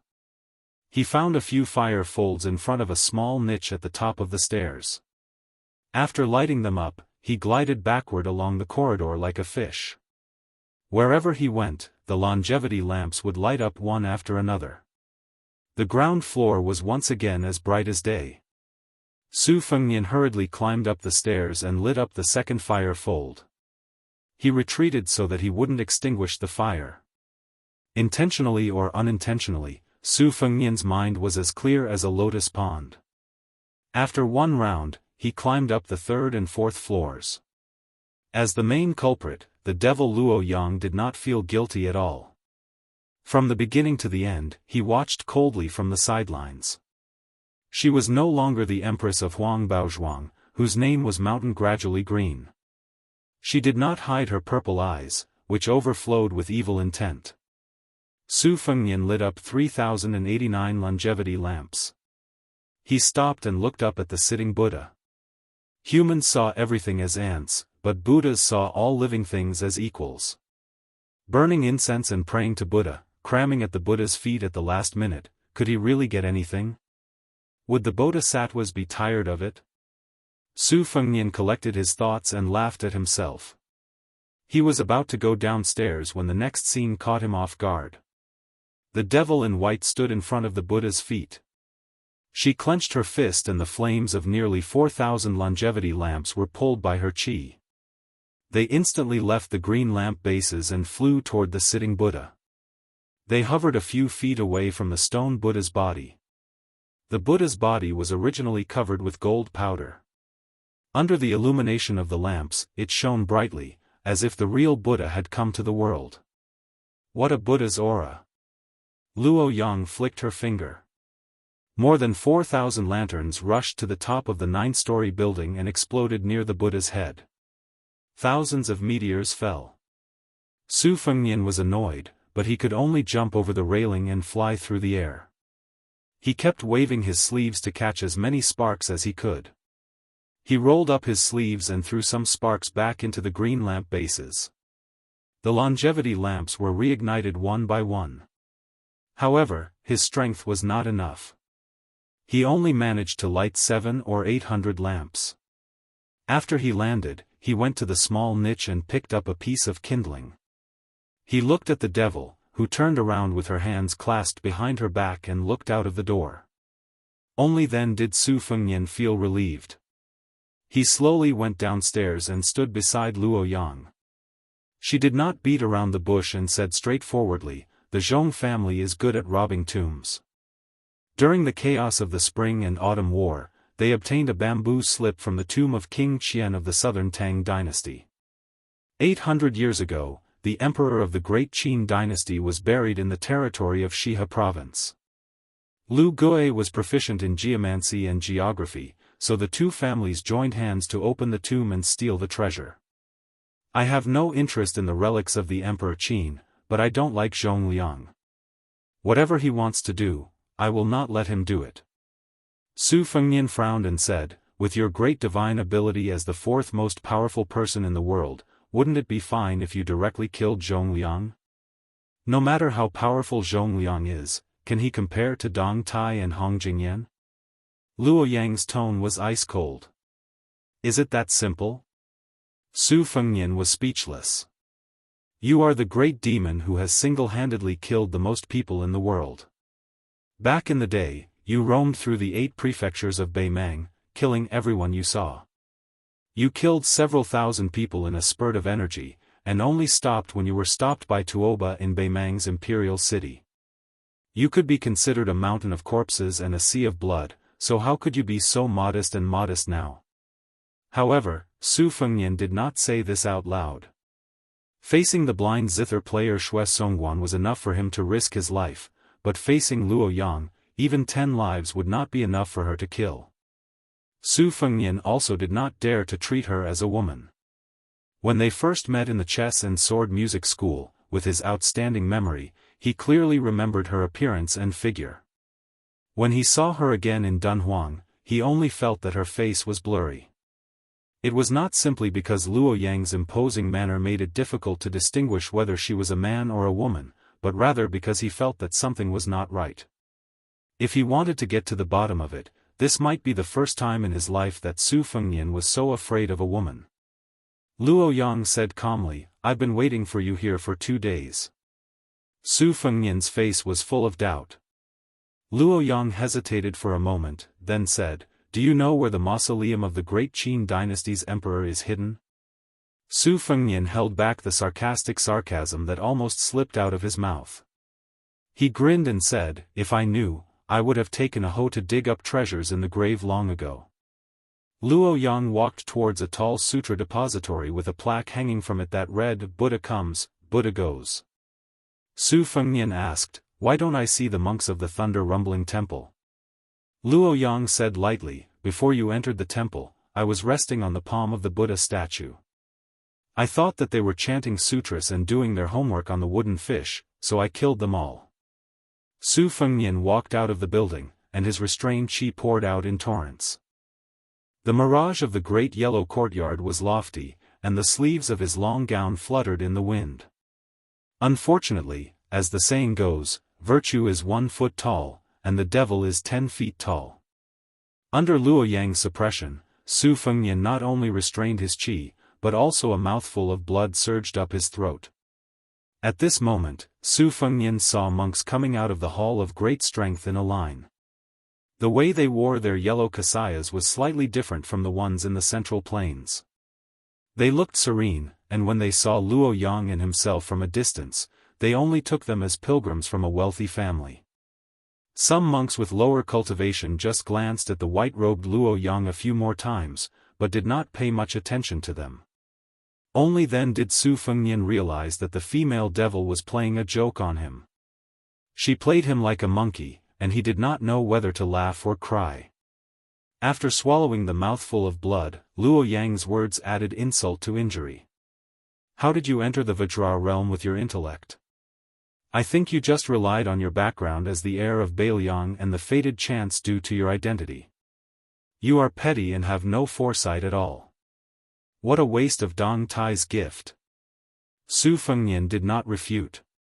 He comforted himself with the flimsy reason that a good man would not fight with a woman, and at the same time criticized her in his heart. Luo Yang was able to read people's minds. She sneered and said, "You must be comparing me with Li Chungang. You think I'm making fun of your intellect and that it's just the pot calling the kettle black. But in fact, not only am I in the first 3 realms of the first pin, I have also stepped into the Vajra finger and mysterious celestial phenomenon earlier than Li Chungang. Even the Earth Immortal realm is no exception." Su Fengnian said in a low voice without any sincerity, "Yes, yes, yes. Your martial arts are matchless. Tomorrow, you will beat Tuoba until he runs away like a rat. The day after tomorrow, you will be beaten by Wang Xianji into a coward. On the 3rd day, you will be able to treat the heavenly tribulation as nothing." Then, Su Fengnian flew into the sutra depository. He was attacked by Luo Yang. She hit his back with her palm, and the mirage collapsed. Firstly, Su Fengnian did not dare to dodge. Secondly, he wanted to estimate Luo Yang's strength. Only Su Fengnian, who was sitting on the stone floor of the pavilion, knew how painful it was. He wiped away the scarlet blood that seeped out of the corner of his mouth and cultivated a sword amidst the pain. After the temperamental Luo Yang entered the pavilion, she did not even look at Su Fengnian and went straight to the top floor. Although it was the Sutra Depository in name, it was actually a 6-story steel pagoda. The wooden stairs spiraled upwards. Luo Yang came to the top floor and looked up at the Spring of Joy. On the top wall of the pagoda, there were many poems of scholars and poets who enjoyed the scenery. Because the latecomers did not follow the rules, the words were overlapping and changed beyond recognition. Su Fengnian looked around in boredom. He did not see many poems with good charm. They were all the kind that groaned for no reason. However, there were some small songs and sentences that were interesting. For example, the spring breeze in Jiangnan, the sound of the orioles on the ancient trees, and so on. He memorized them one by one in his mind. He wanted to plagiarize them and present them to his second sister, who was known as the best in the literary world. Chapter 571. Su Fengnian accidentally saw half of a poem, so he wiped it away with his palm. Su Fengnian stood by the window and slightly released his qi. His vision gradually became clear, and he began to memorize the layout of the mansion of the joyous spring. As the refugees moved north, they brought with them a wave of south wind blowing north. The courtyard architecture was tainted with the style of the spring and autumn period, which was undoubtedly the most obvious phenomenon. Beimang was not only the southern dynasty, there were also many noble families in the north who pursued the style of small bridges, flowing water, and deep courtyards. Moreover, there was a tendency for the green to surpass the blue. They were well versed in the essence of the southern school's architecture, which was a first-class masterpiece. Naturally, Su Fengnian's understanding of this kind of thing was not limited to a smattering. The winding corridors of the Bailiang Palace on Mount Qingliang used to be a joke in the past. After going through untold hardships to infiltrate the mansion in the middle of the night, several groups of assassins actually wandered around for an entire night in fear and trepidation, yet none of them were able to find Su Xiao or Su Fengnian's courtyard. After being captured, they died with their eyes wide open. These jokes had always been talked about by the servants of the mansion. After Su Fengnian's 2 travels, he could no longer laugh. He still remembered that once he was dragged by Wenhua to peek at a woman from a landowning family whom the wooden sword ranger fell in love with at first sight. Wenhua stood on tiptoe outside the high wall, listening to the beauty laughing on the swing inside the wall. Later, he had no choice but to let Su Fengnian bend down while he stood on his good brother's shoulder. Only then could he be considered to have seen the woman he admired. After being discovered by the guards of the courtyard, they chased after him with sticks and gave him a good beating. Su Fengnian's waist and back were sore. The key point was that every time Wenhua solemnly vowed that he would not marry anyone else, he was unreliable. When he saw a beautiful woman again, he would change his mind at the sight of her and travel together with her. He did not know how many times they had fallen in love at first sight. Su Fengnian could not bear it, and afterward, he made a dig at Wenhua, saying that even if he sneaked into the mansion, he could not be a flower thief. Luo Yang's words hit the nail on the head.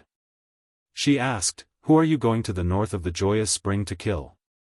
Kill Helian Weiwu? Do you think you can do it? Or do you have a Bailiang spy?" Su Fengnian shook his head. "I'm just going to take a look." Luo Yang's carelessly said, "If you're not careful, you'll be spotted by the devil Zhong, who is ranked after me. Even if you live, you'll lose a few layers of skin." Su Fengnian pretended to be silly and smiled. "I don't plan to cause any trouble. I don't have much money on me. I'm just going to steal a few valuable items." Luo Yang said calmly, "I'll go with you." Su Fengnian immediately refused. "Please don't. I'm going to be a thief, not a devil who kills to silence witnesses." Luo Yang turned her head and laughed. "I won't expose your whereabouts. I'm just curious about what kind of shady business a Bailiang heir is up to. Actually, you know very well that I didn't kill the innocent in Wuhou City, and most likely I won't go to the joyous spring to start a massacre. Don't pretend you don't know and treat me like a fool. You'll have to wait until you've reached the celestial phenomenon realm and have the qualifications to fight me. But with your level of comprehension, I don't think it'll be easy for you to reach the resonance of heaven and earth." Su Fengnian was exposed, so he didn't try to hide anymore. He openly looked at the layout of the mansion that stretched across the joyous spring. Luo Yang suddenly said, "How about we ask each other something and we answer each other's questions?" Su Fengnian thought for a moment and asked, "I'll go first." Luo Yang said bluntly, "No. You've already asked and I've answered. It's my turn to ask." Su Fengnian felt extremely sullen. Luo Yang wasn't the graceful Huang Baozhuang. When had she ever been kind to others, let alone be considerate? She ignored Su Fengnian's gloominess and asked directly, "What is your ultimate goal in coming to Beimang?" Su Fengnian was silent. Luo Yang waited quietly. Su Fengnian rubbed his cheeks.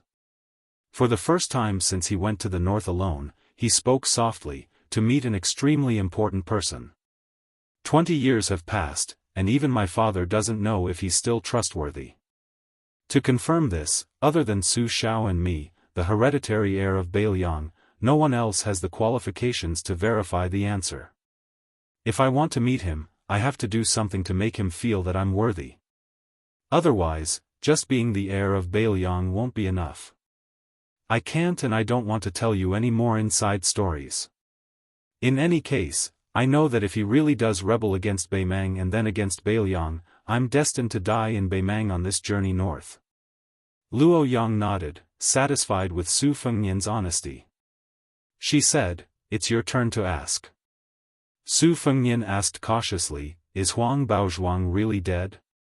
Luo Yang didn't answer directly. After skipping the first question, she asked the second one expressionlessly, "If you succeed in this gamble, will you be able to secure the position of king of Bailiang in the future?" Su Fengnian said unhappily, "I still can't." Luo Yang laughed coldly. His Royal Highness is so pitiful. Su Fengnian didn't quibble. He asked, "What are you going to Aquarius Prefecture for?" Luo Yang pursed her lips and replied, "There's a fish in the northern darkness. Tuoba has been waiting for a weapon for a whole 30 years. I'm going to ruin his good fortune. At the very least, I'm going to fight. First, you had a sword duel with Dong Tai. Then, you obstructed the Zhong family's treasure hunt. Now, you're going to find trouble with the Beimang military god. Can't you stop for a bit?"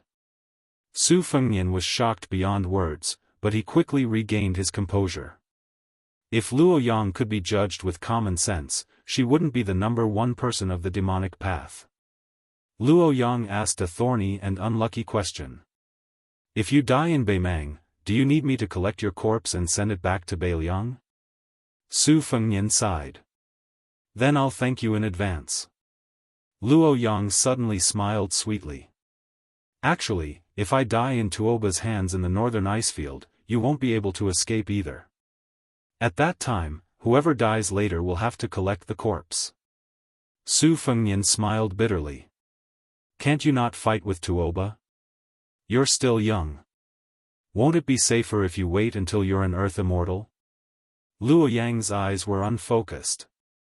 She looked into the distance. "Things that I'm confident in are boring." Su Fengnian said softly, "It's just that I can't beat you. Otherwise, I'd say you're really pretentious." Su Fengnian, who was playing a word game, was soon beaten into the wall. After he landed, he patted the dust off and slowly breathed in and out. He was angry, but he didn't dare to say anything.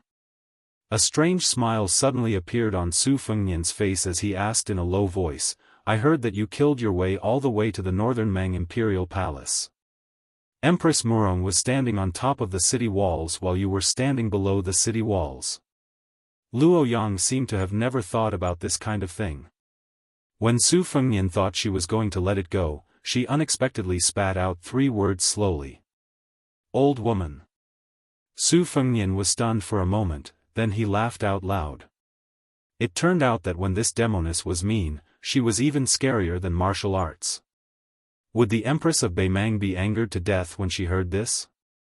When they went downstairs, Su Fengnian was still secretly laughing.